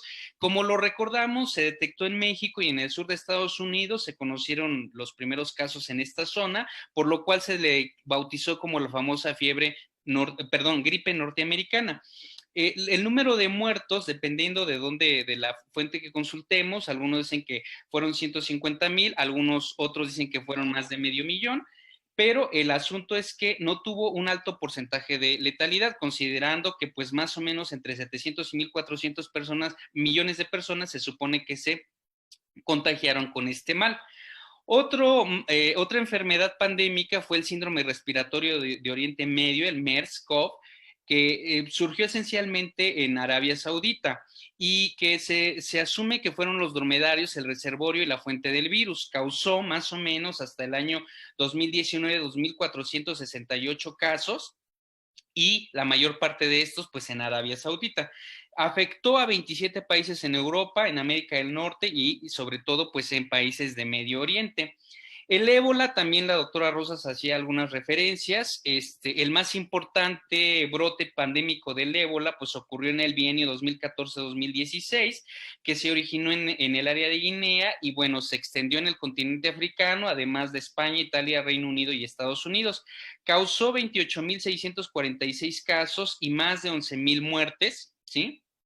Bueno, esto es algo que diríamos podría calmarnos, porque la tasa de letalidad del ébola es superior al 70% y en algunas cepas como la del Congo es superior al 90%. Entonces, en ese sentido, pues, insisto, es importante vigilar lo que está ocurriendo con este tipo de enfermedades. El ébola, nada más para recordar, aparece en 1976, y hace más de 40 años, precisamente en la actual República Democrática del Congo, en el antiguo Zaire. Y esta nación ha sufrido 10 brotes, 7 de los cuales han ocurrido de 2007 a la fecha. En ese sentido, pues es algo de llamar la atención que es la cepa de Zaire es la más peligrosa porque registra tasas de mortalidad superior al 83%. Y el brote más reciente en el Congo, pues ocurre en agosto de 2018, que a la fecha ha causado más de 3.870 casos con 2.249 decesos. La mortalidad a junio de este año es del 58%. Y finalmente tenemos pues el SARS-CoV-2 que nos está dando muchos dolores de cabeza, ¿sí? Que surge, pues diríamos oficialmente el 31 de diciembre del año pasado en Wuhan, China, y que bueno, de acuerdo a los datos de la Johns Hopkins University, que es uno de los centros con los registros más fieles sobre lo que está pasando en el mundo, vemos pues una tasa de reproducción que a mí me parece alarmante. El 4 de junio de este año se reportaban 6 millones de casos confirmados en el planeta con poco menos de 400,000 decesos. En aquella fecha, México ocupaba el lugar 14 por casos, llevábamos más de 105,000 casos, y el lugar 7 por decesos, llevábamos más de 12,000 casos de personas fallecidas por este mal. Ahora, a la fecha de ayer, ya tenemos más de 64 millones de casos, casi 1,5 millones de muertos, y tenemos en México ahora el deshonroso sitio 11 como el lugar donde hay más casos, ¿no? Y el cuarto lugar como el sitio donde hay una cantidad importante de decesos. En ese sentido, pues yo diría que la pandemia actual es una desgracia, sí, pero ¿dónde estamos dejando al enfoque preventivo? ¿Dónde está el tema de la responsabilidad personal y las comorbilidades? En ese sentido, pues una de las más importantes que yo creo que no se han atendido a propósito de la salud es la obesidad, que entre otras cosas causa otras comorbilidades que están pues agravando a los pacientes con SARS-CoV-2. La obesidad causa diabetes, hipertensión y otros problemas asociados. En la actualidad en el mundo hay más de 2,000 millones de personas que están siendo afectadas por la obesidad, y esto causa 4 millones de muertes cada año. ¿Qué se está haciendo para erradicarla? Es lo que yo me quisiera preguntar, porque las proyecciones apuntan a que en 15 años costará 7,000 millones de dólares estadounidenses para pues, poder tratar las enfermedades asociadas a la obesidad. Y esto nos lleva obligadamente a la pregunta, ¿quién va a poder pagar ese tratamiento? Entonces tendríamos que repensarlo, porque desafortunadamente afecta más a los países en desarrollo que a las naciones industrializadas, contrario a lo que generalmente se suele pensar. Otro caso también, pues, es el asunto de la diabetes. ¿Qué se hace con esto? Hoy en el mundo hay más de 500 millones de personas que tienen diabetes y más o menos causa unos 5 millones de muertos en el mundo cada año. ¿Qué se está haciendo nuevamente? Mi pregunta es, ¿qué estamos haciendo para prevenir? ¿No? Si la obesidad es el origen, ¿por qué los países sufren más con este problema? Pues yo creo que pasa obligadamente por el tema de seguridad alimentaria, ¿no? Que es un asunto que nos obligaría a revisar qué es lo que estamos consumiendo, en qué cantidades, qué es lo que compramos y a qué tenemos, bueno, los recursos que tenemos que nos permiten adquirir en ese sentido. Entonces, por esta razón, pues tenemos muchas esferas que revelan los alcances de la seguridad internacional, pero cada país tendrá que decidir qué hacer. En términos de seguridad económica, creo que todos hemos experimentado que hay una cantidad gigantesca de efectos adversos sobre esta esfera, sobre este renglón. En el caso de México, pues estamos muy ligados a la economía estadounidense, y esto significa que conforme Estados Unidos decida sabia o torpemente regresar a la vida cotidiana, nosotros estaremos presionados a seguir sus pasos y en ese sentido a intentar reactivar la actividad productiva, ¿sí? con la tentación además pues de reabrir el sector turístico. Esto va a tener impactos pues desafortunados. Estamos viviendo ya en estos días un repunte de los casos de COVID en México y creo que los tendríamos que estar ligando a estas semanas pasadas donde se flexibilizaron las medidas para ir a los centros comerciales, etcétera, etcétera. Y eso en ese sentido pues diría yo nos pone pues retos a la vista. También en términos de seguridad sanitaria necesitamos pues mejorar la cooperación internacional, ya lo decía la doctora Rosas, necesitamos afianzar los mecanismos a nivel global para el intercambio de información, que es algo central en la investigación para desarrollar el tratamiento efectivo o una vacuna efectiva para combatir precisamente males como el que nos está pues aquejando en estos días. Desde luego necesitamos reforzar el papel de entidades como la Organización Mundial de la Salud. Los mercados húmedos, que son esencialmente pues, lugares donde el suelo está cubierto por agua y por sangre, son un riesgo, o sea, son como el de Wuhan precisamente, donde se genera el SARS-CoV-2, son un riesgo porque son un riesgo doble, porque se somete a los animales a tratos crueles y por el otro, pues son el lugar idóneo para la transmisión de enfermedades zoonóticas. Y las guías globales de esa materia, pues necesitarían referirse a, diríamos, enfoques de seguridad amplia para poder resolver este desafío. Por esta razón, yo considero que la decisión de Estados Unidos de retirarse de la OMS en mayo pasado, pues es un golpe al multilateralismo, y el multilateralismo en estos momentos es la mejor vía, la mejor herramienta que tenemos para resolver estos problemas colectivos que nadie puede frenar a través de medios tradicionales. O sea, cerrar las fronteras no es una solución, ¿no? O sea, realmente no podemos tratar de pensar que eso es lo que nos va a ayudar en momentos tan dramáticos como los que vivimos. Y desde luego está el tema de seguridad medioambiental. Necesitamos políticas que sean inflexibles para garantizar, entre otras cosas, el acceso a agua potable, elevar los mecanismos para captación de CO2, moderar el crecimiento demográfico, impulsar el uso de medios menos contaminantes para satisfacer necesidades socioeconómicas y del sector productivo. Todas estas medidas pues son cuestionables, seguramente son criticables, necesitamos debatirlas a fondo, pero me parece que por allí viene obligadamente la solución para tratar de encontrar algunas respuestas a los problemas que tenemos a nivel internacional. Y por lo tanto, en ese sentido, pues tenemos que pensar la seguridad económica y sanitaria. Necesitamos, pues, aceptar que son inevitables los controles estrictos y prohibitivos para evitar el comercio local e internacional de especies animales y vegetales exóticas y salvajes, como lo que ocurre precisamente en el mercado de Wuhan, y eso requiere del probado compromiso de autoridades sanitarias, aduaneras, policiales y de la cooperación internacional para que estos mecanismos pues sean eficientes. Con el tiempo vamos tarde o temprano, pues de un modo o de otro, a resolver la crisis del SARS-CoV-2, desde luego.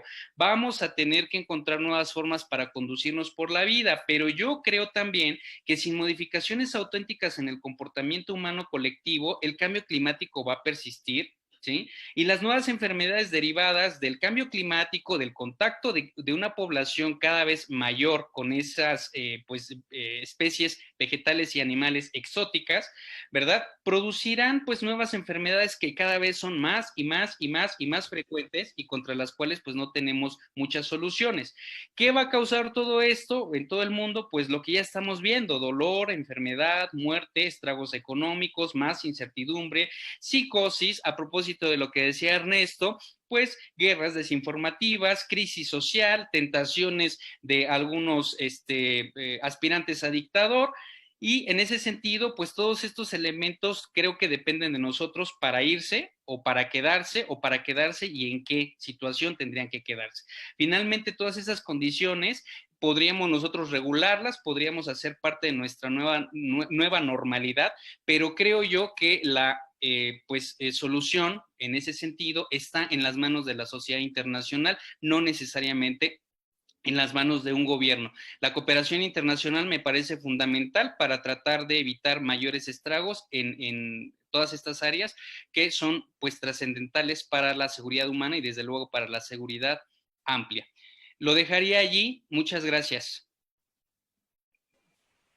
Muchísimas gracias al doctor Monjarás por tan importante reflexión que nos hacen, sobre todo pues este impacto, ¿no?, que tiene esta situación de la COVID en ambas esferas de la seguridad internacional. Y bueno, realmente agradezco a los tres ponentes sobre realmente importantes reflexiones y voy a dar paso a las preguntas para que también cada uno nos pudiera contestarlas y así también sus, si nos da tiempo, si no, sus consideraciones finales.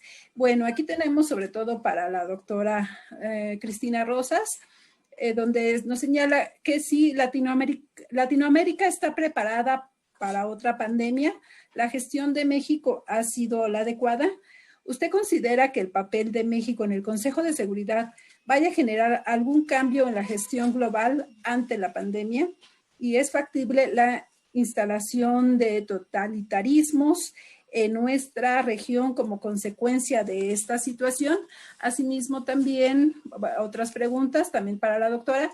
¿Cuál es su opinión respecto a la candidatura de Biden en comparación con Trump respecto a la seguridad sanitaria y qué implicaciones tendría en México?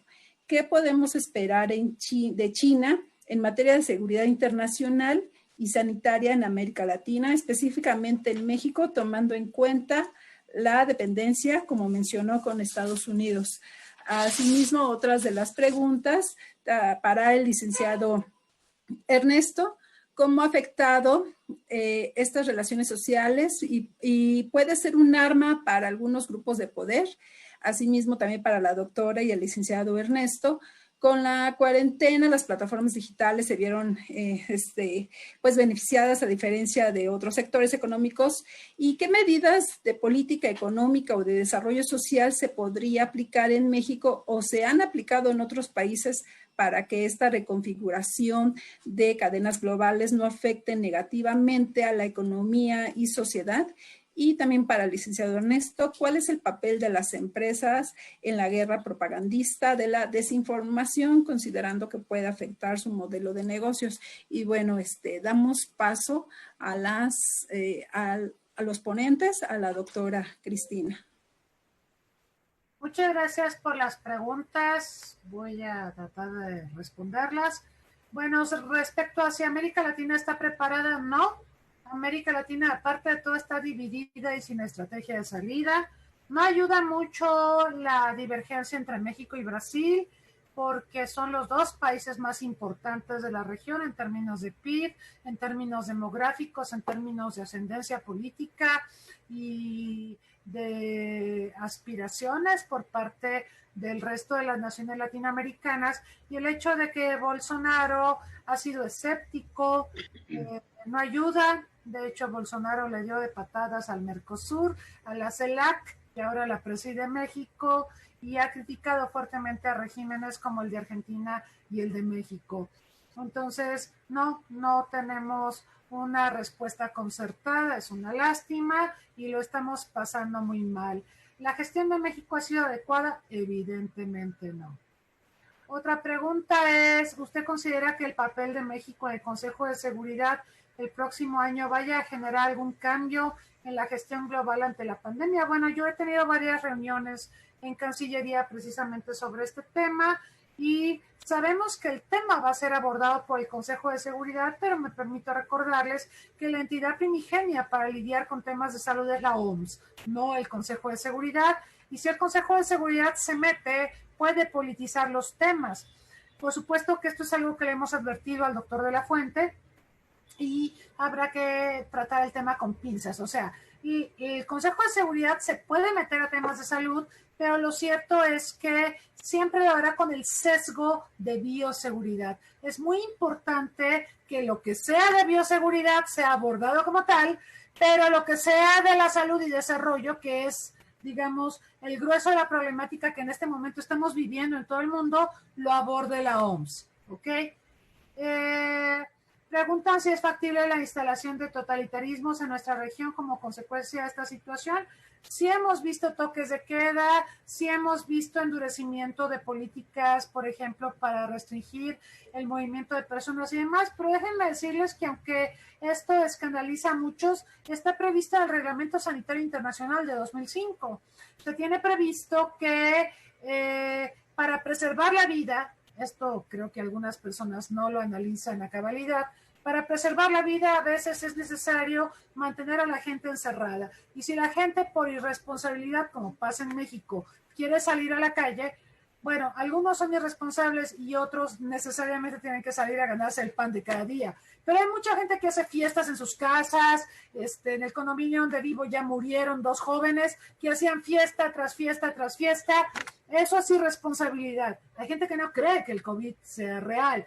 Entonces, ante situaciones como estas, las autoridades, los cuerpos de seguridad tratan de velar por la salud de la población y tratan de evitar, por ejemplo, contagios. Una de estas formas es evitar la afluencia masiva en ciertos lugares y por eso en algunas partes del continente se han decretado toques de queda. Esto es pasajero, pero esto está previsto en el Reglamento Sanitario Internacional, así que no es algo que nos está llevando, me parece, es mi opinión, a retroceder a los tiempos de la guerra sucia en Argentina o del pinochetismo o qué sé yo.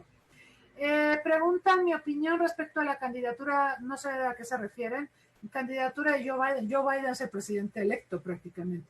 En comparación con Donald Trump respecto a la seguridad sanitaria, ¿qué implicaciones tendría para México? Bueno, pues Donald Trump ha sido escéptico. Joe Biden viajó mucho menos a la campaña electoral que Trump a lo largo y ancho de Estados Unidos. Donald Trump se contagió, Joe Biden no se contagió. Y Joe Biden ha señalado que va a regresar a la OMS, que Estados Unidos va a regresar a la OMS en cuanto él llegue a la presidencia y que va a cooperar con la comunidad internacional para hacer un frente común contra la pandemia. Yo creo que eso es extremadamente positivo. ¿Qué implicaciones tendrá para México? Ojalá una de las implicaciones sea reducir el escepticismo del gobierno federal respecto a la pandemia. Ojalá que la gestión de Biden se traduzca en presiones a México para que tenga una mejor gestión de la pandemia, porque hasta la OMS nos ha regañado. Preguntan qué podemos esperar de China en materia de seguridad internacional y sanitaria en América Latina. Bueno, China está aprovechando todos los vacíos de poder generados por Estados Unidos al rechazar, encabezar la respuesta global ante la pandemia. China ha hecho la diplomacia de las mascarillas, que la segunda parte de la diplomacia del panda. Antes regalaba panditas o rentaba panditas a la comunidad internacional para lograr de ella lo que quería. Ahora nos brinda cubrebocas, se habla de la diplomacia del cubrebocas, nos brinda respiradores, antídotos, pero es muy importante, lo decía el doctor de la Fuente, China está compartiendo prácticamente todo lo que sabe sobre el SARS-CoV-2 con la comunidad internacional. Eso es muy importante porque de esta manera vamos a poder articular una respuesta más informada de cara pues también a la infodemia y al escepticismo de los antivacunas y todo esto para responder de mejor manera a la pandemia.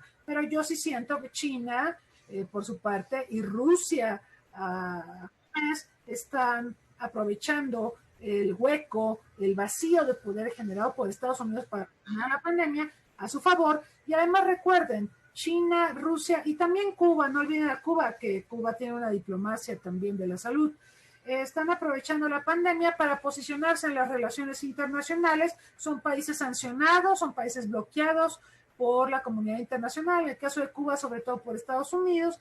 Ellos aspiran a que a través de su diplomacia en salud las sanciones que enfrentan sean levantadas, ¿sí? Y yo creo que esto es una aspiración que muy posiblemente van a concretar. A China se le sanciona por Tiananmen, por lo que hizo en el 89, a Estados Unidos se le sanciona por Ucrania, por anexionarse Crimea en el 2014, y a Cuba se le sanciona por la Revolución Cubana. Yo creo que a través de la diplomacia en salud, los tres se pueden curar en salud, literalmente, y pueden revertir las sanciones que se les han venido aplicando desde hace tiempo. Así que esta pandemia también tiene beneficios políticos. Y aquí hay otra pregunta. Con la cuarentena, las plataformas digitales se vieron especialmente beneficiadas, a diferencia de los sectores económicos tradicionales. ¿Qué medidas de política económica o de desarrollo social se podrían aplicar en México o se han aplicado en otros países para que esta reconfiguración de cadenas globales no afecte negativamente a la economía y sociedad?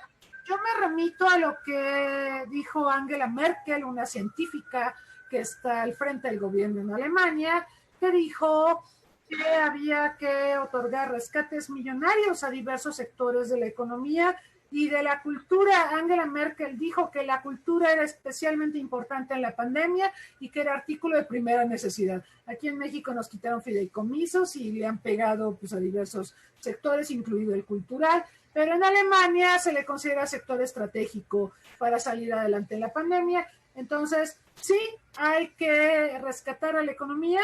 El presidente López Obrador es renuente al endeudamiento, perdón, con todo respeto, tenemos que endeudarnos, no hay de otra. Y además la otra cuestión es que si ahorita contratamos deuda, vamos a generar condiciones preferenciales que en otras circunstancias no tendríamos. ¿Por qué?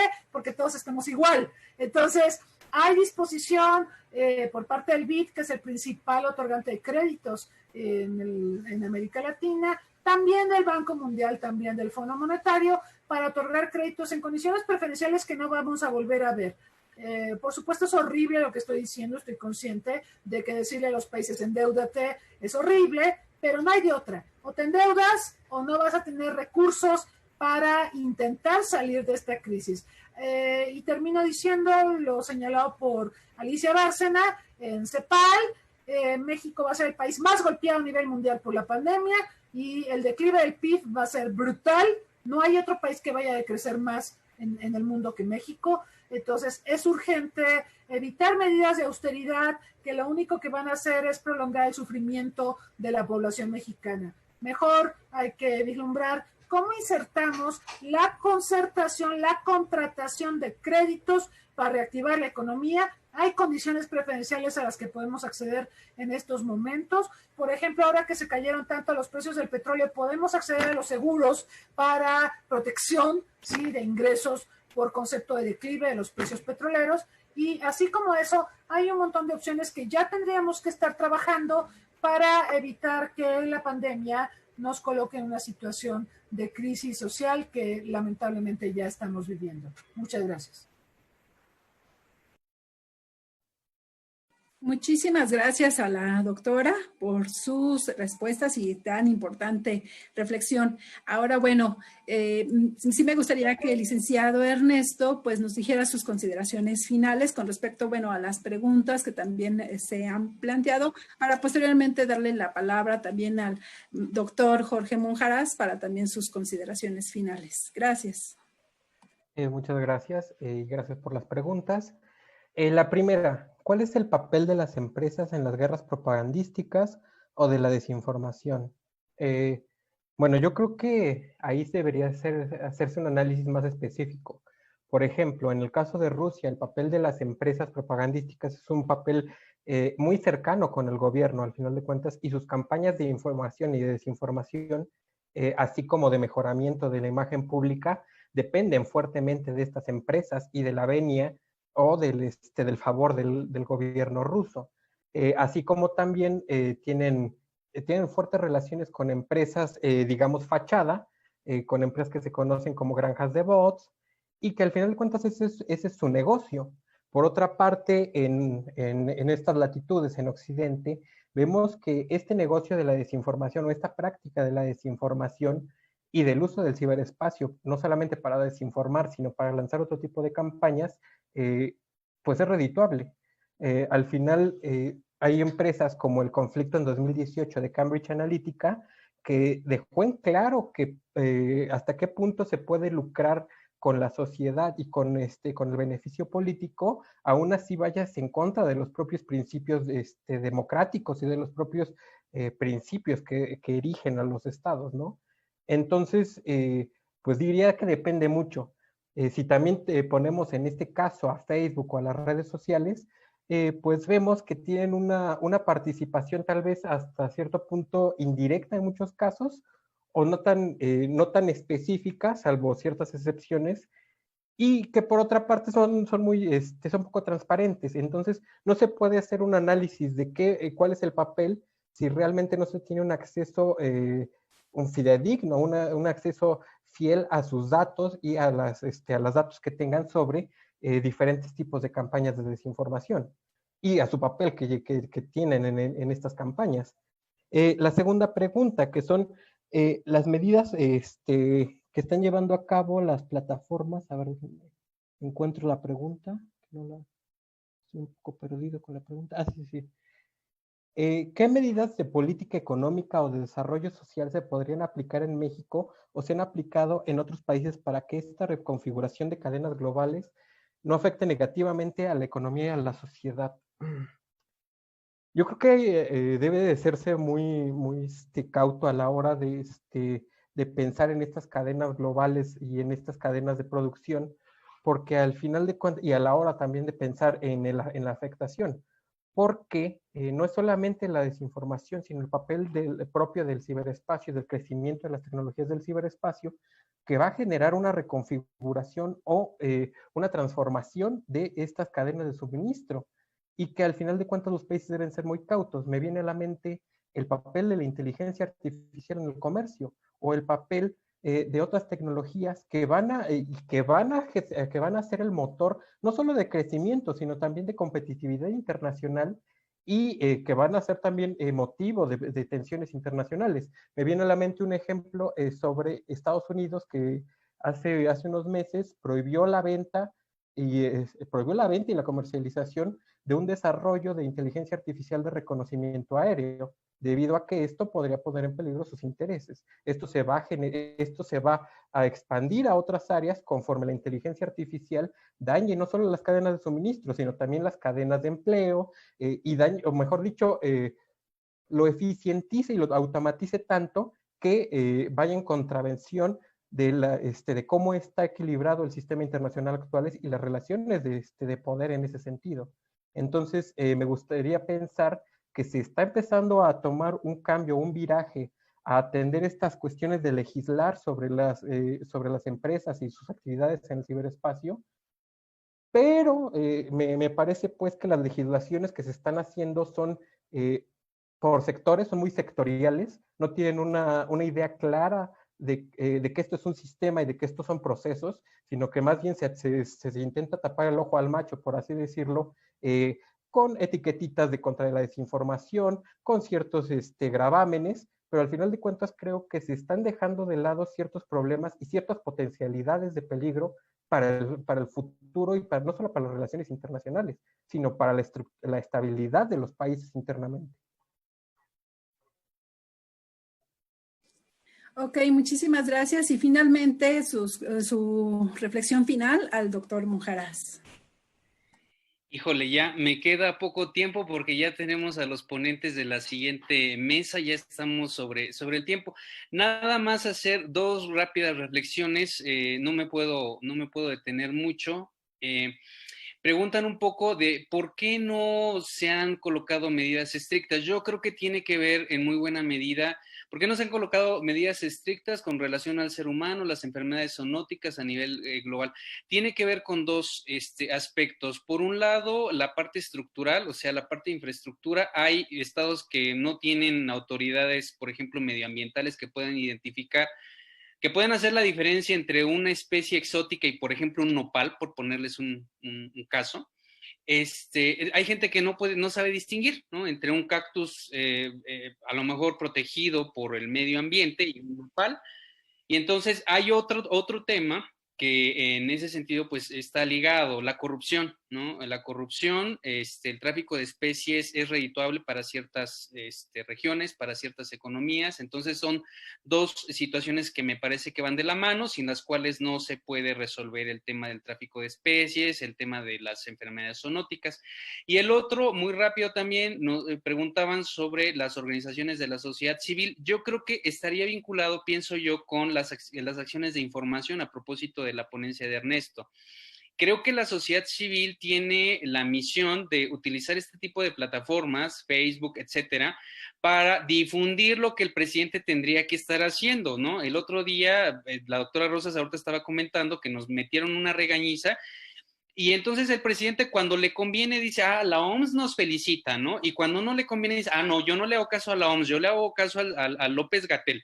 Entonces yo creo que allí nosotros tenemos como sociedad civil la importante misión de difundir mejor información que a veces la que llega a tener el gobierno federal y tratar de, pues, seguir las medidas. Hace 2 o 3 días el presidente decía, es que yo no me pongo cubrebocas, una vez más, yo no me pongo cubrebocas porque me dicen mis colaboradores cercanos que no es indispensable, sí, pero no todos somos el presidente ni tenemos los recursos con los que cuenta el presidente.